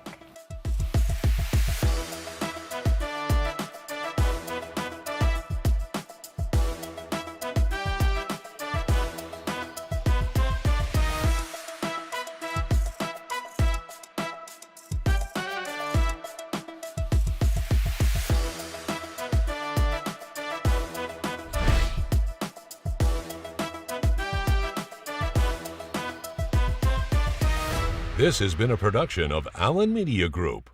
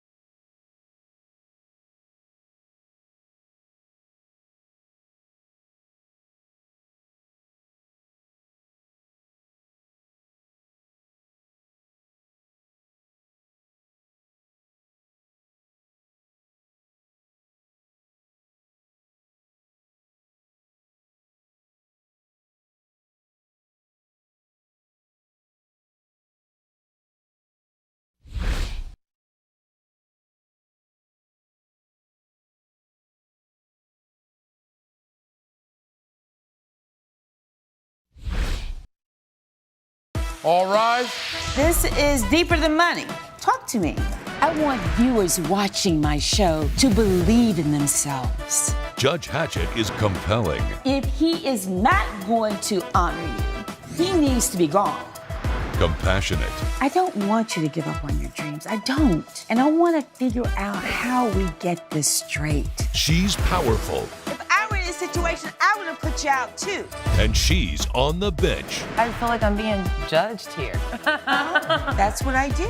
You're watching The Verdict with Judge Hatchett. Susan Pritchett is suing Nathan Richardson in the amount of $10,000. Ms. Pritchett claims she took good care of Mr. Richardson's elderly mother and says he fired her when his mother wandered off after her shift ended. Oh my goodness. Miss Pritchett, you're in court suing the defendant for some $10,000. It's my understanding that you were the caretaker for his mother. That's correct. And that his mother needed care because she suffered from dementia. Is that fair? Is that how I describe it properly? Yes. All right, Miss Pritchett, tell me what happened and why is it necessary for you to be in my courtroom today suing Mr. Richardson? So I'm suing because Mr. Richardson wrongfully terminated me for circumstances that were beyond my control. So explain to me what happened. So I'm an at-home nurse. Okay. And he hired me to take care of his 77-year-old mother for Alzheimer's. Alzheimer's. And he, in the beginning, didn't believe she needed a live-in nurse. That she so just stop needed... right there. So, Mr. Richardson, when you hired Ms. Pritchett, correct. What were the circumstances? Describe to me why you hired her and what your expectations were. So we started about 2 years ago, and when we first started, my mother's dementia wasn't really all that bad. It was just in the beginning stages, and as time started to progress, my caregiver told me that her circumstances were sort of going downhill. And that is often the case. Of course. As people age with that condition, that the condition gets worse. Most definitely. And me, I'm a full-time entrepreneur, so I don't have the time every day to be catering to my mother. So that's why we're here, because I needed help with the caregiver simply. You had needed to help. hire someone. Yeah. You needed help. You get what I'm saying? So here I was with the caregiver. I needed her help. And 2 years ago, before anything got out of control, we basically had an agreement, a verbal agreement where. And what was that agreement? That agreement was simply just, she watches my mother from 7 to 7, and. So 7 a.m. Yep, 7 a.m. So during the day. Most definitely. From 7 a.m. to 7 p.m. was the agreement. Yep, and my mother lives alone, so. Yeah. Like, I work, and I get off of work at 8 some days, I get off of work some days later. So I try to communicate and ask her, hey, can you work these hours 7 to 7? That was really the time So that the I felt agreement like. was Yeah, that's the 7 time. to 7 set. during the day. Exactly. All right, because you worked during the day and you needed help. And so it seems to me very wise that you wanted to have someone in there caring for your mother. Most definitely. So Ms. Pritchett did that for 2 years. Correct. But yet and still she's in my courtroom today. So Yes. something happened. Ms. Pritchett, what happened? So I was within my contracted hours of 7 a.m. to 7 p.m. and I kept seeing her decline. After 2 years, she was starting to decline. Right. So I told the defendant several times that I believe she needed More extra help. care, and if he can bring someone else in to help me out to take care of her, but he wouldn't hire anyone else. So when she went to bed one night, she was asleep. She was asleep when I left at 7 o'clock. And then he had sent me a message asking me, can I stay longer? But it's within my contracted hours that I have a hard out at 7 o'clock p.m. because my son, I have to pick him up. And I've explained this several times. All right, that I and you have to pick understood up my that. son. You understood. I definitely understood that. Okay, so her time frame was 7 a.m. to 7 p.m. Correct. And that she couldn't make exceptions because she had other family responsibilities. Of Okay, course. so we both agree on that. Yeah, we So good that's there. clear. Yes. All right. And then this. In the interim, you said to Mr. Richardson that you thought that he needed more care. Yes. Because you saw this decline. Yes. In his mother's condition. Yes, and that even if someone came in from that time, the 7, when I leave at 7, that when he returns at 8, that someone could at least watch her at that period or even hire a night nurse because she was unsafe. And he still refused. That kind of thing. So, Mr. Richardson, why not hire somebody for the night? I mean, that's exactly why we're here, actually, Your All Honor. right, talk to me. Because it all ended in a termination, but I'm gonna tell you how we got there simply. Please, Do you tell mind me. me providing you some evidence? Yes, please. All right, for sure. Here you go, sir. But now I want you to answer my question, though, and I'm going to look at the evidence. Go ahead. If she was seeing a decline, and you acknowledged that your mother's condition was declining, And I definitely acknowledged it. and she is recommending that she needed more care and recommended a night nurse, Most definitely. why didn't you hire a night nurse for her? Coming up on The Verdict with Judge Hatchett. So, Ms. Pritchett, from your perspective, what happened? I kept suggesting these changes, that she needed more help, and he refused. He said he thought she was fine. If you'll be in the Los Angeles area and want to bring your case to court, call 1-888-552-6878.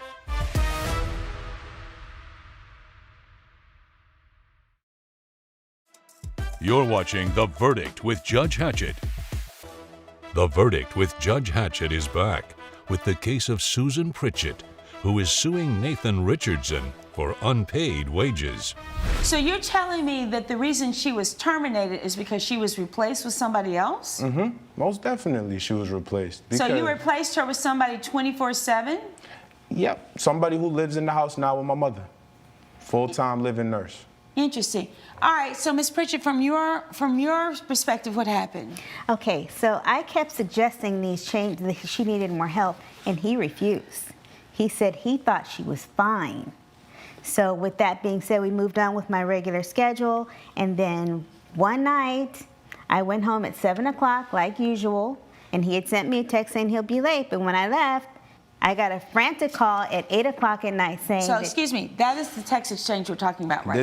That's what I was gonna get into, the evidence. So we had a situation where one day I tried to communicate in advance because, you know, sometimes as an executive, you know, you get those late night calls. So I had a Zoom call from 7:30 to 8:30, and I told her, like, the house isn't too far. I could be over there, but I realistically have to be in this meeting. I can't just drop everything and go watch my mother. Right, but she had a contract and an agreement that you agreed to. Of course. That she had to be out. She had a hard out at 7 o'clock. Of course. And I think it could have been better communicated, but it's more so she just neglected my mother and left. How did she neglect your mother? As you can see, she says in a text message that she's sleeping, but when I got home at 8:45, she was not sleeping. She was not even in the house. So where was she?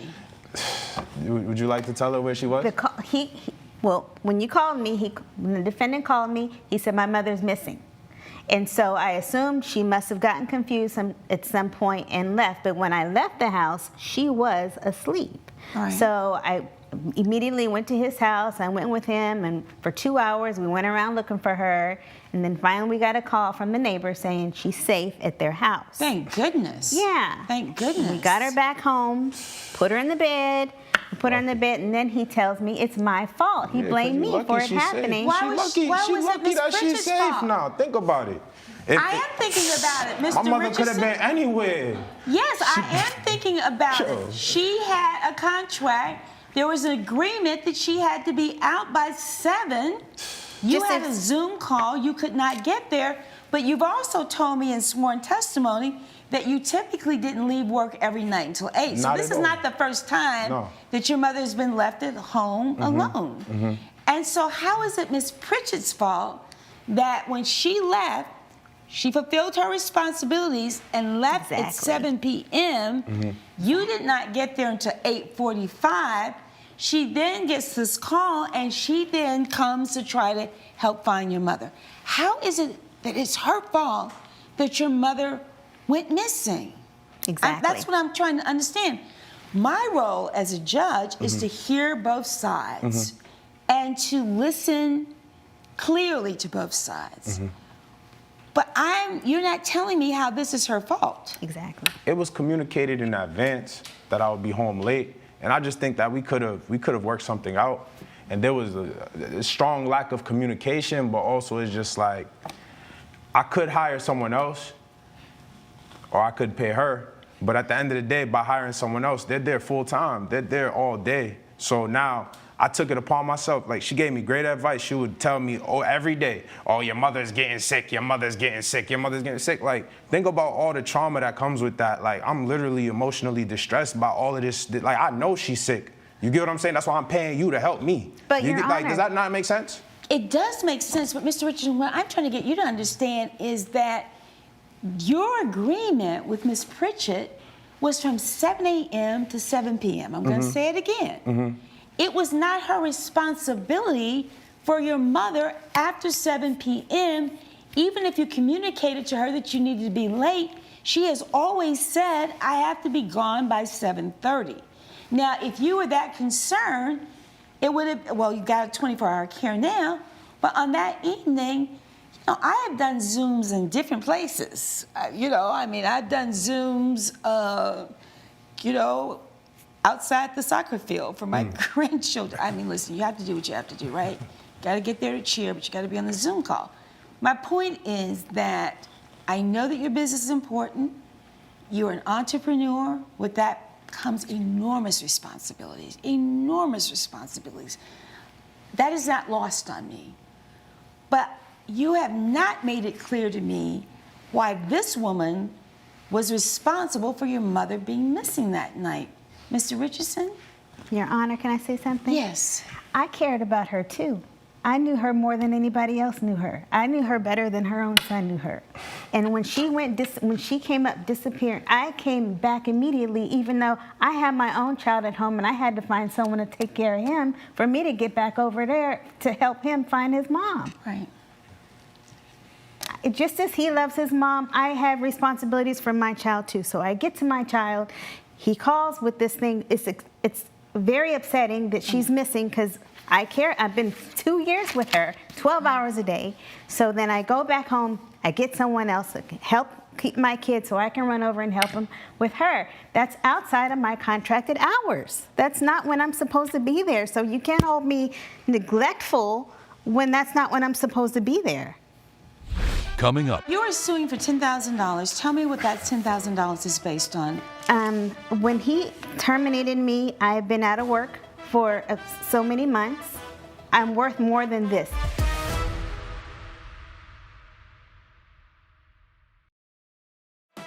You're watching The Verdict with Judge Hatchett. The Verdict with Judge Hatchett is back with the case of Susan Pritchett, who is suing Nathan Richardson for unpaid wages.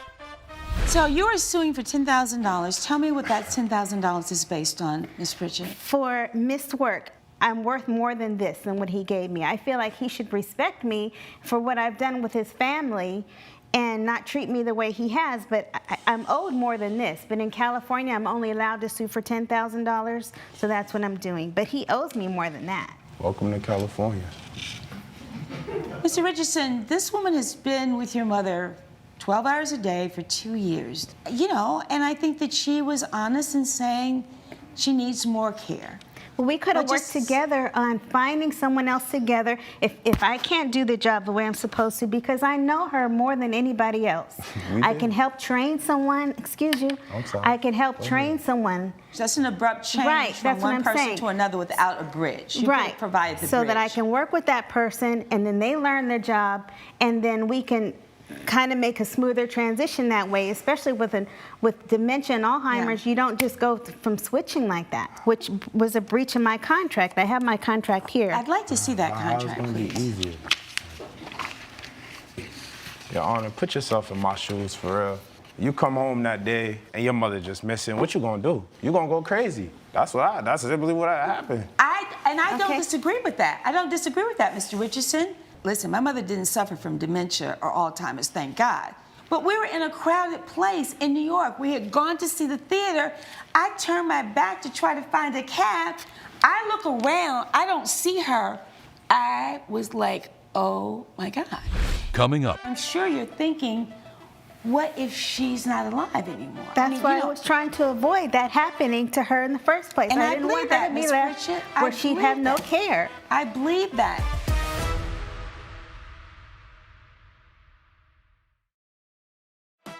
You're watching The Verdict with Judge Hatchett.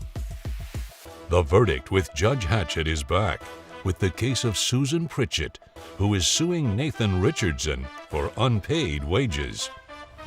I can only imagine the anxiety, the fear, the frustration, and I'm sure you're thinking, what if she's not alive anymore? That's why I was trying to avoid that happening to her in the first place. And I didn't want her to be left where she'd have no care. I believe that, and I believe that you're sincere, and I believe that you have this woman, his mother's best interest. So I see the contract.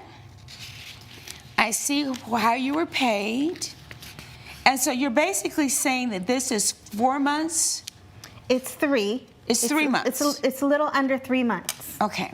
And I was owed Mr. more Richardson, than that. I get that you had to get somebody else, but do you really think it was fair? I mean, we're really talking about fairness right now. I'm not going so much legal as I'm talking about what's fair. This woman has poured her life into taking care of Most definitely. I believe that this was more than a job for her. I believe that she really cared for her. And you can't put a price on that. No, you can't put a price on You that. cannot put a price on that. So, Mr. Richardson, why not pay her something? I didn't mind paying her at all. It's just, if someone tells me they can't do the job, why am I going to give them the job they can't do? Make it make sense. Because she said she cannot work after 7, so now I find someone who could work after 7. I did the and now job I'm I the was bad supposed guy. to do. I'm the bad guy? But you fired me. I didn't you fired fire me you. as if you asked to be fired. There's a I didn't difference. ask She to be asked to not fired. be employed. Let's be honest. be Let's be fired. honest about this. Mr. Richardson, you're changing your tune in here now that you're in court. Judge Hatchett's verdict when we return.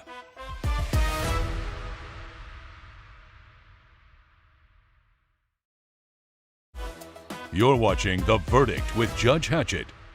You fired her because you said that she was responsible for your mother missing that night, and you were angry. Negligence. That's what happened. You fired her for something that she didn't have responsibilities to control. So, Mr. Richardson, you had told me that you came home, that she was drunk and passed out on the sofa, and that your mom had gone missing that would be a totally different conversation. That's not what happened here.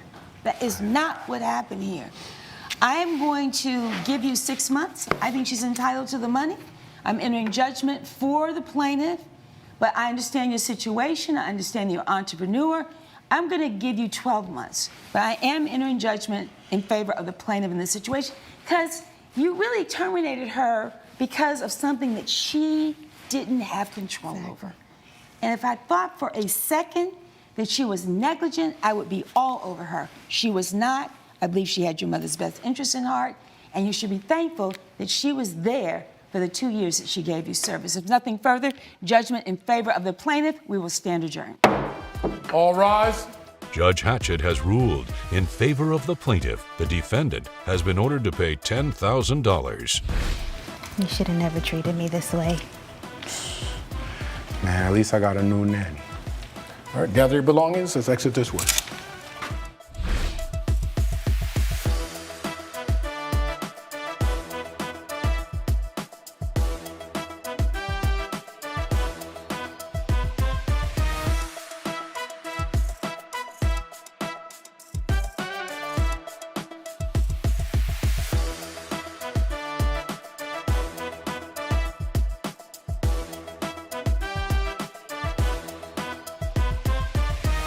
This has been a production of Allen Media Group.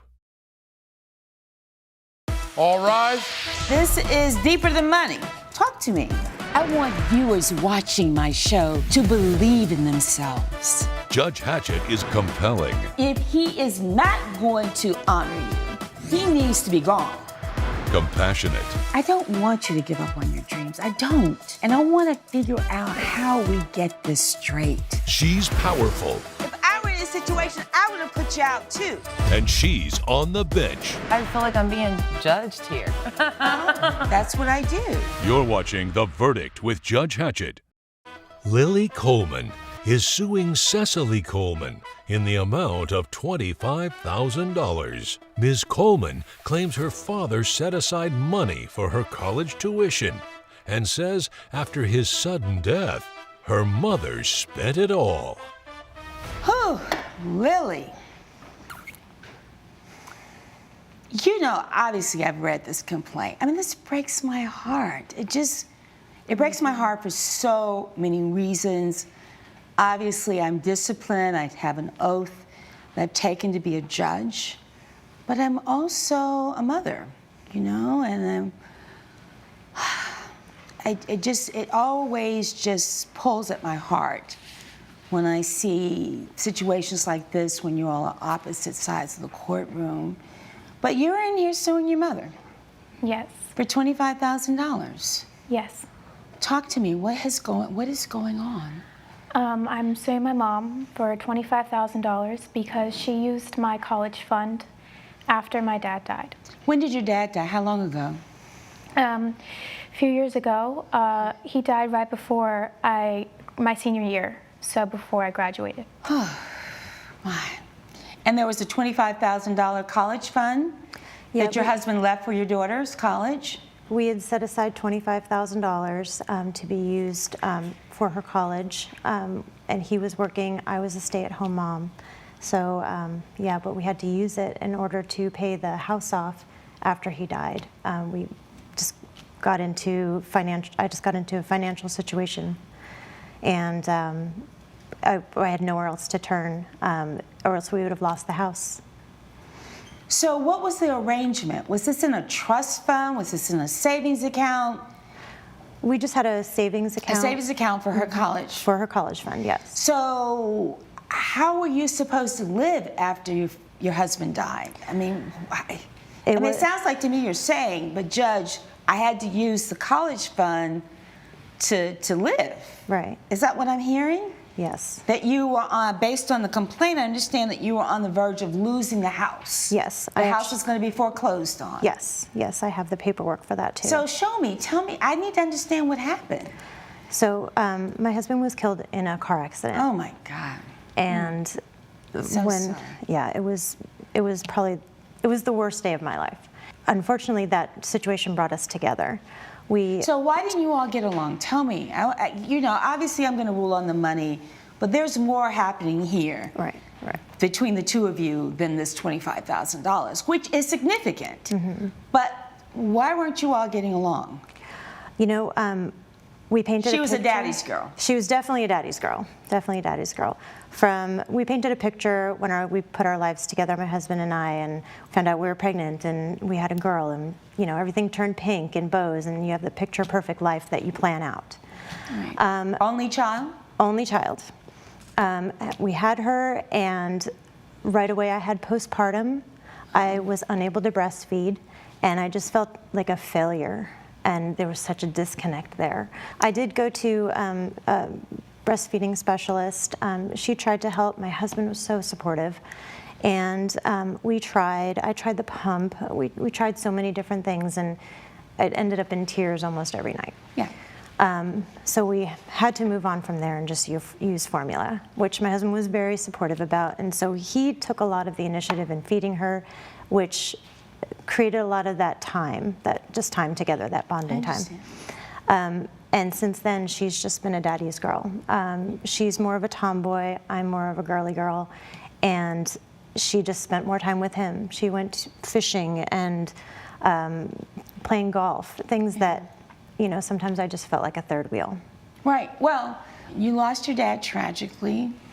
I lost my dad suddenly, not in an auto accident, but one minute he was there and then he was gone. And so I know that trauma. I do know that trauma. But you're in here suing your mom over this $25,000, which she has said to me is that she needed that money to save the home that you grew up in. Mm-hmm. So talk to me. What are you thinking? I didn't know that she had used the money.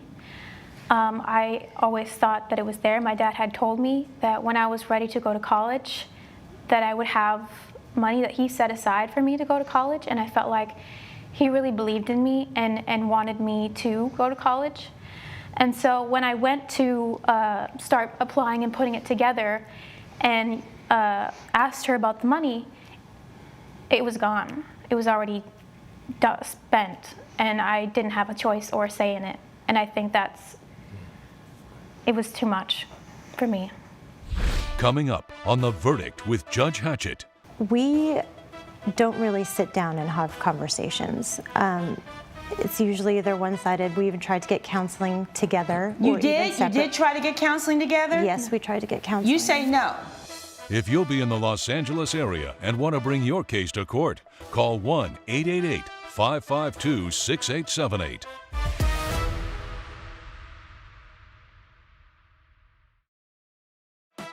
You're watching The Verdict with Judge Hatchett. The Verdict with Judge Hatchett is back with the case of Lily Coleman, who is suing her mother, Cecily Coleman, for theft. All right, so now explain to me, I want to see the documentation about the house. Yes. Help me understand exactly what was going on with the house. You got behind on the notes. Yes. You were a stay-at-home mom, so you weren't working outside the home. Yes. And were you able to maybe get a job? Were you able to do something? How are you all being supported? At first, right after he died, we had a grieving period where we were together, and we actually it was probably the better time of my life. Then reality started to set in. Bills started coming in, notices in different colors. I did end up getting a job, So you were making the effort.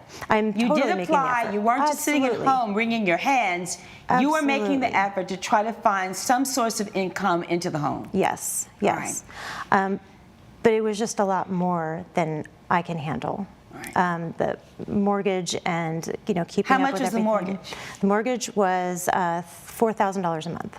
Okay. And that's the documentation that you brought to court That's the documentation, yes. Okay, may I see that? Absolutely. So this is the foreclosure, intent of foreclosure, and then this is the receipt of payment where I used the $25,000 for the home. Did you ever think to just sit down and say, Lily, this is where we are? Your father made this commitment. He put aside the $25,000. but this is my reality, that we're going to lose our home because I now have this letter of foreclosure if I don't get caught up.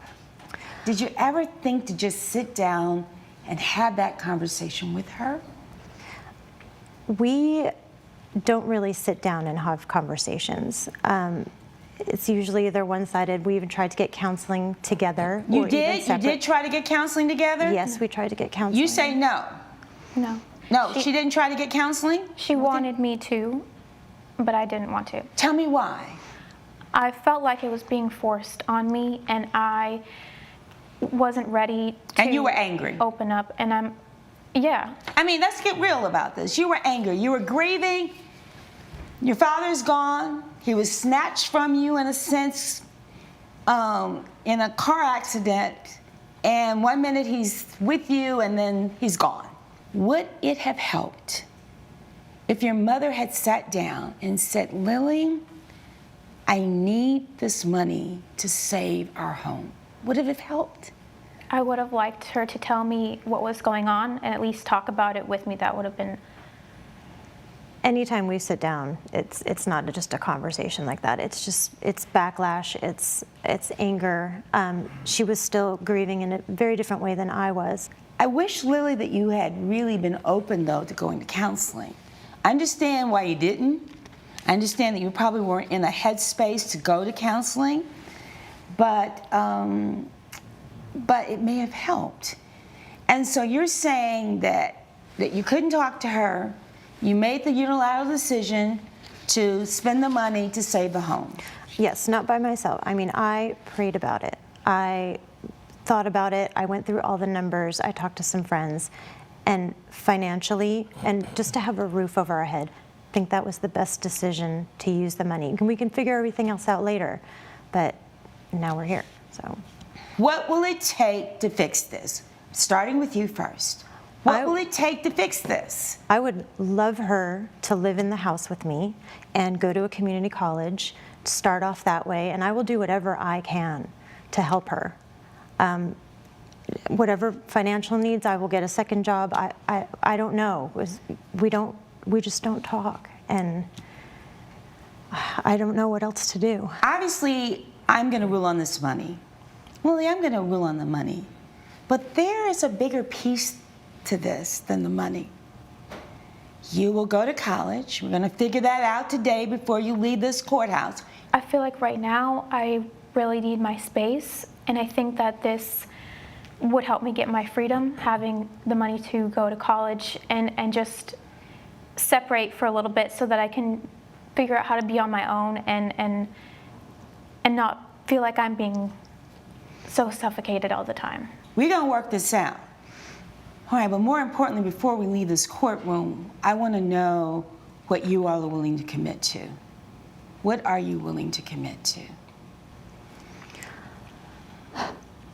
I will do whatever it takes to get my daughter back.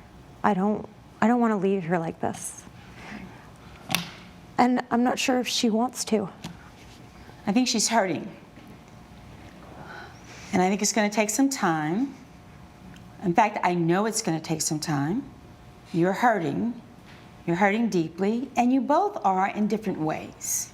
You both have experienced a huge loss in your lives. You've lost your husband, you've lost your father, and now you're angry because on top of that, you feel like you've lost the opportunity to go to college. I'm going to say it one more time. Lily, we're going to figure out how you're going to go to college. That is going to happen. But it also may mean that you need to get a job. You know, you may have to do some work study. Coming up. The house that you're used to being in is not going to be the house that you're going to live in. It may be a smaller house. It may be a condo. We may have to sacrifice some. But we're going to figure this out.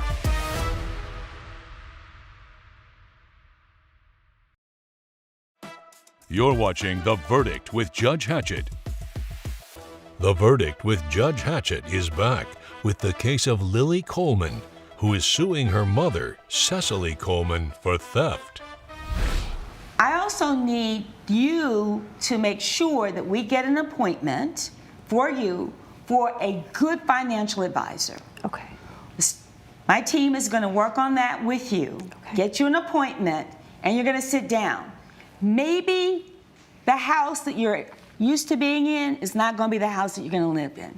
It may be a smaller house. It may be a condo. We may have to downsize. We may have to sacrifice some. Right. But we're going to figure this out. Okay. Because Lily is going to go to college. She is going to go to college. All right, so we're going to figure out the financial piece of this, all right? Yeah. But what I need is a commitment. Do I need to come down there? I need a commitment from the two of you that you're going to really commit to trying to fix this relationship. But it is not going to happen overnight. It's not. We didn't get into this situation overnight. We're not going to get out of it overnight. You know how long I've been doing this? For a long time. You know, and I've seen too many broken hearts. All right, so you've said to me you don't want to be in counseling. I need you to reconsider that. You need her. You need her. Yeah. All right? So you may have to swallow your pride, may have to sell the house. Coming up. Counseling? Be honest, be honest. I'm open to going when I feel like I'm ready, you know? When will you be ready?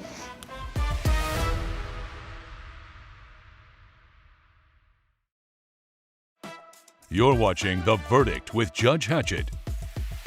The Verdict with Judge Hatchett is back with the case of Lily Coleman, who is suing her mother, Cecily Coleman, for theft.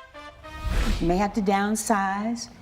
Maybe instead of a home, maybe it's a condominium, but it doesn't matter. It's like wherever you are is what a home is. Right. All right, so we're gonna get a financial advisor, counseling. Be honest, be honest. I'm open to going when I feel like I'm ready, you know? When will you be ready? You don't know. I need you to get ready. You know, sometimes you just have to jump in the deep end. You know, and I'm asking you to go because you don't know if it's going to work unless you try it. I need you to be willing to try it. Come on. I need you to be willing to try this. Right? It just seems like a lot. It's a lot. And I'm asking you because it's not just the joint counseling with your mother. It's the grieving counseling that you need to have individually for yourself. Because one day you're going to perhaps have children. You don't want to carry this dark cloud over you into a relationship if you decide that you want to have children. You don't. Yeah. Okay? So I need you to jump in the deep end. I need you to go counseling. I need you to try it. And perhaps the individual counseling, that's what we need to do. We need to schedule the individual counseling first and then counseling with your mom. Yeah. All right? Anything you all want to say to each other? I love you, Lily, and I want to do anything we can to move forward. I'm sorry that we lost Roger, but I think we can make this work. And I'd really love to try anything we can. Judge Hatchett's verdict when we return.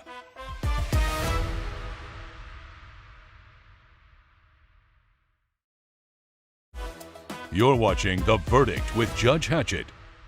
All right, I'm going to do something unusual. I'm going to suspend ruling on this case. I'm going to hold it in suspension. But eventually, there's going to have to be the $25,000 back. Okay. Into a trust fund, a savings account for her to go. So technically, I am ruling in her favor today, but I am holding that open because it's not realistic that you can come up with $25,000 today. Okay. You just can't. Yeah. Let's be really clear about it. Okay. So you're going to have to do your part. You're going to have to do your part, and you're going to have to work together. Okay. All right? Yes. Mm-hmm. You do what you have to do to get what you need, right? And in the end of this, your father will be very proud that you didn't give up and that you did not use this as a reason for not doing what you need to do. Are we clear? Mm-hmm. So technically, yes, I'm entering judgment in favor of you today, but I am holding implementation of that judgment until we can figure out a realistic plan to make that happen. All right, there's nothing further. We'll stand adjourned. All rise. Judge Hatchett has ruled. The final verdict has been suspended. I hope that we can have a relationship in the future. There's nothing I want more than that, and I'll do anything I can to help.